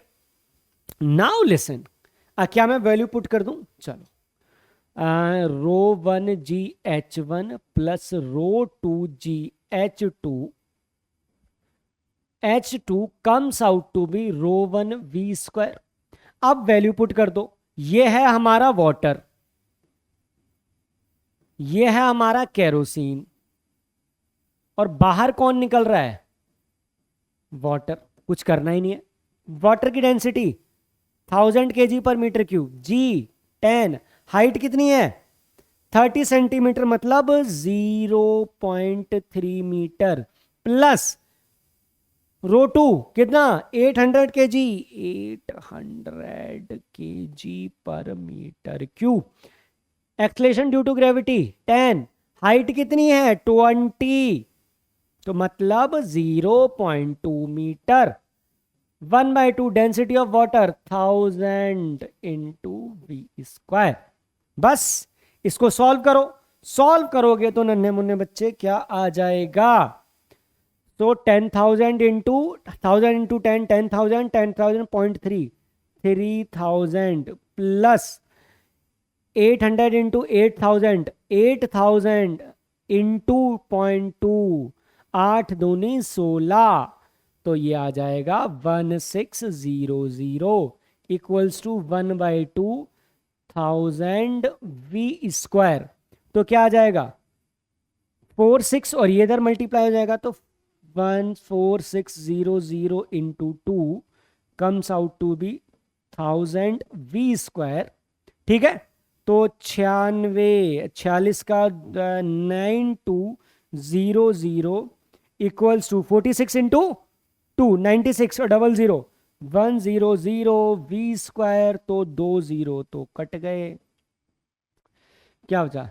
9.92 क्या हो गया? Equals to 10 V square. तो वी स्क्वायर की वैल्यू आ गई 9.2, तो v की जो वैल्यू है लगभग 3 मीटर पर सेकेंड आ जाएगी। v स्क्वायर 9.2 है तो v की वैल्यू लगभग लगभग इसलिए मैंने 0.2 कर रहा, आप एग्जैक्ट वैल्यू भी निकाल सकते हो, कोई दिक्कत नहीं है। ठीक है, तो यहां तक कोई इशू नहीं, पक्का। चलो आगे बढ़ते हैं। तो अब करते हैं हम डिस्कस होमवर्क जो मैंने आपको 2 लेक्चर्स में दिए थे, उसमें हम थोड़ा डीप डाइव मारते हैं। ठीक है, तो चलो पहला देखते हैं क्वेश्चन।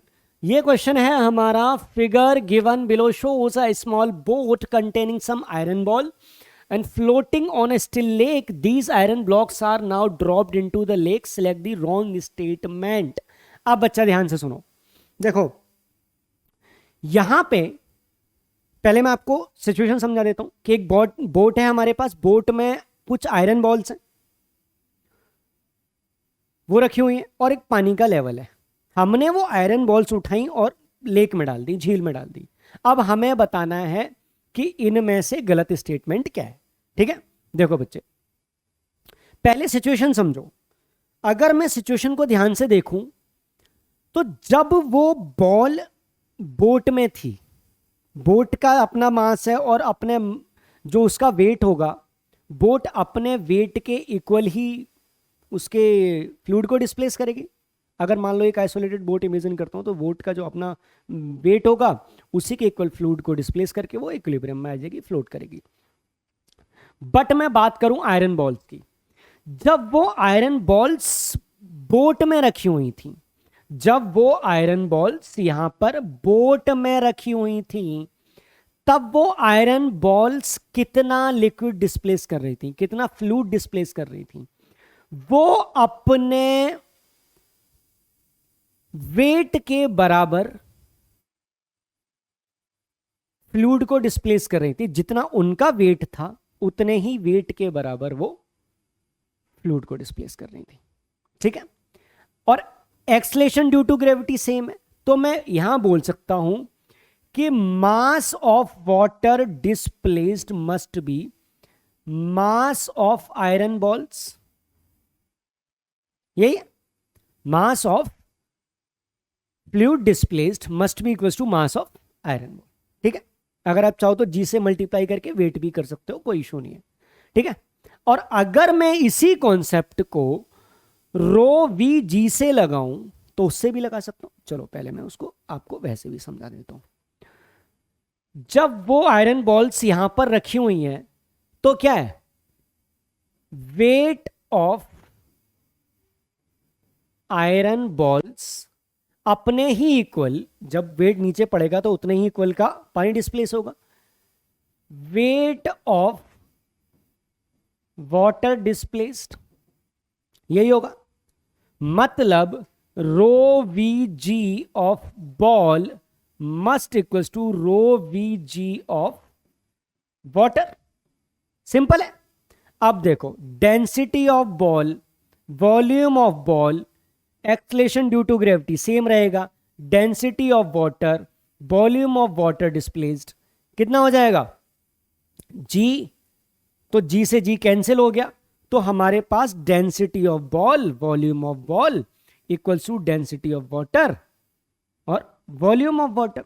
जरा ध्यान से देखना, बॉल की डेंसिटी ज्यादा है, बॉल की डेंसिटी ज्यादा है, तो जरा अगर मैं इसको यहां लिखूं तो can I write density of ball upon density of water equals to volume of water upon volume of ball. यहां न्यूमरेटर ज्यादा है तो यहां भी न्यूमरेटर ज्यादा होगा, इक्वली है। तो इसका मतलब since because density of ball is greater than density of water implies, मतलब volume of water displace must be greater than volume of ball, यही होना चाहिए। ठीक है, जब मैंने उसको बॉल को लेक में ड्रॉप कर दिया, लेक में ड्रॉप कर दिया, अब वो बॉल कितना पानी डिस्प्लेस कर रही है, पहले क्या कर रही थी इस हिसाब से, तो अब वो कितना पानी डिस्प्लेस कर रही है। Now balls are displacing water equal to their volume, जो बॉल का बॉल जब पानी में गिर गई तो जो बॉल का वॉल्यूम होगा उतना ही तो पानी डिस्प्लेस करेंगी। जरा ध्यान से देखना, यहां पर बॉल का वॉल्यूम कम है, वाटर डिस्प्लेस्ड का ज्यादा है पहले केस में। दूसरे केस में क्या हुआ, अब volume of water displaced equals to volume of balls, यही है। अब पहले केस में अब वॉल्यूम ऑफ बॉल तो सेम ही रहेगा, वॉल्यूम ऑफ बॉल क्या रहेगा, सेम रहेगा। पहले केस में वाटर डिस्प्लेस्ड ज्यादा था, नए केस में वाटर डिस्प्लेस्ड कम है। तो वाटर डिस्प्लेस्ड ज्यादा था तो पानी का लेवल पहले केस में ज्यादा होगा, दूसरे केस में वाटर डिस्प्लेस्ड कम है तो पानी का लेवल कम होगा, इसका मतलब पानी का लेवल फॉल कर जाएगा। So volume of water in first case greater than volume of water displaced in second case, so water level will fall. ठीक है, देखो जरा एक minute, here we go. So level of lake in the water will fall, grow with the, हमें कैसे चाहिए, incorrect statement चाहिए हमारा, एक से इनकरेक्ट स्टेटमेंट से ही काम चल जाएगा, एक ही हमें इनकरेक्ट स्टेटमेंट चाहिए। तो कौन सा हो गया, this water level will not, ये लो इनकरेक्ट चाहिए ना, रॉन्ग स्टेटमेंट, ये हमारा काम चल गया भाई। ये स्टेटमेंट करेक्ट है क्योंकि ये कह रहा है, स्टेटमेंट क्या कह रही है, water level will not change, भाई ये क्यों चेंज नहीं होगा। ठीक है, पहले वॉल्यूम ज्यादा डिस्प्लेस था, अब वॉल्यूम कम डिस्प्लेस्ड है, तो हमारा क्या हो जाएगा, आराम से डी ऑप्शन करेक्ट हो जाएगा, क्योंकि they are asking for wrong statement और डी इज रॉन्ग। अब देखो अगला, inclined plane of inclination theta is placed in water as shown in the figure given below. Consider a small area delta A around point P in a depth h. If density of water is rho and acceleration due to gravity is g, the force experienced by delta A during hydrostatic pressure due to hydrostatic pressure is. अब इसको देखो common sense से देखो, मैं आपको एक extra slide देता हूं, ध्यान से देखो बच्चे। मान लो एक कोई एरिया है यहां पर दिस, ठीक है, ये एरिया है यहां पर हाइट h1 पर, एक मिनट यहां टॉप लेवल से ही मैं हाइट ले रहा हूं, चलो ताकि और भी सिंप्लिसिटी हो जाए। ये लिक्विड है, ठीक है, टॉप सरफेस से ये हाइट h1 पर है और टॉप सरफेस से ये h2 पर। ध्यान से देखना, जैसे जैसे मैं इधर बढ़ूंगा मेरा प्रेशर बढ़ता जाएगा। हमारा प्रेशर क्या है, रो जी एच है, और H2 is greater than H1, it means pressure H2 is greater then pressure 1। रोज और जीस तो सेम ही है। तो यहां पर अगर मैं एवरेज प्रेशर निकालना चाहूं तो मैं क्या करूंगा, मैंने ड्रॉ करे ग्राफ, ये देखो जरा, ये ग्राफ ड्रॉ करा मैंने, ये हाइट है, ये प्रेशर है। जब h हाइट थी, कोई एरिया यहां पे डेल्टा ए मान लो, जब h थी तो प्रेशर h1 था, तो प्रेशर p1 था, ये लो। जब h2 था तो प्रेशर p2 था। अगर मैं इसको ज्वाइन करूं तो मेरी स्ट्रेट लाइन बनेगी, तो मेरा एरिया इतना आ जाएगा ना, ठीक है। इस एरिया का मुझे एवरेज निकालना है, तो क्या होगा, एरिया अंडर दी कर्व हो जाएगा। और ये है हमारा ट्रेपीजियम, क्या है, ट्रेपीजियम। तो आप देखोगे तो आपका जो एरिया आएगा, जो आपका एरिया आएगा वो सिंपल क्या आएगा, या तो सम ऑफ पैरेलल साइड्स कर लो, sum of parallel sides by 2 into distance S2 minus H1, ऐसे कर लो, ठीक है। मैं थोड़ा सा और क्लियर कर देता हूं, S2 minus H1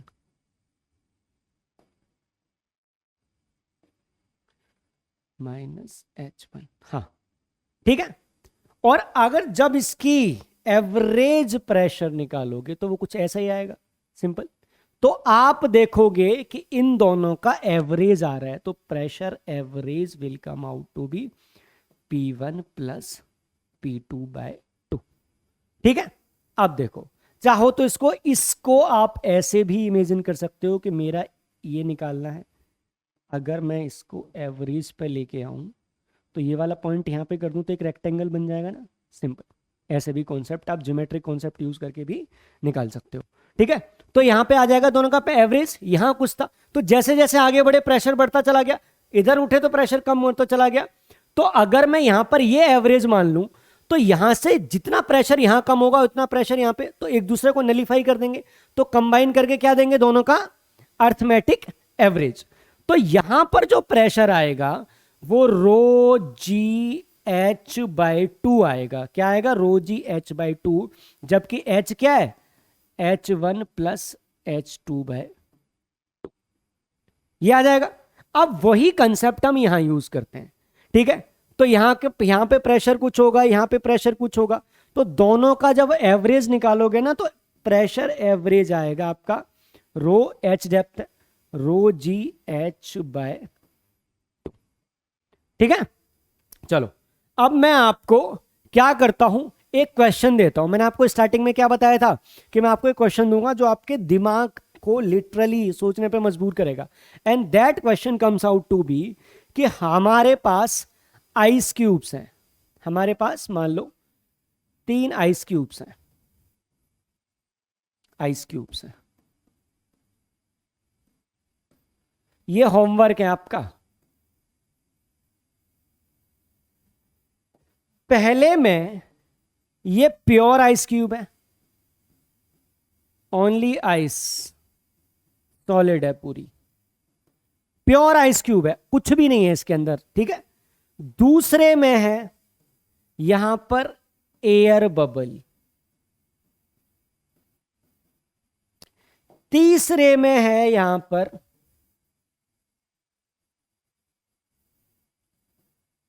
steel coin. यहां पर तीसरे में क्या है? Steel coin. मैंने क्या किया, एक 3 पानी के ग्लास लिए एक जैसे, 3 पानी के ग्लास लिए एक जैसे, तीनों में इक्वल लेवल ऑफ पानी है, पानी की हाइट कितनी है? इक्वल है। ठीक है, अब मैंने क्या किया, initially equal water, 3 identical glasses, identical मतलब एक जैसे, सब सेम है, पानी भी इक्वल है। मैंने पहले को इसमें डाला, दूसरे को इसमें डाला और तीसरे को इसमें डाला। अब जो नई हाइट बन गई, नई हाइट बन गई इसकी, इनिशियल हाइट h थी, नई हाइट बन गई h1, ये बन गई h2, ये बन गई h3। अब हमें बताना है कि h1 ग्रेटर देन h, यहां पे कलर चेंज कर देता हूं ताकि विजिबिलिटी अच्छी आ जाए। हमें बताना है h1 greater than h2 greater than h3, option A. Option B है h3 greater than h2 greater than h1, option C h1 equals to h2 equals to h3।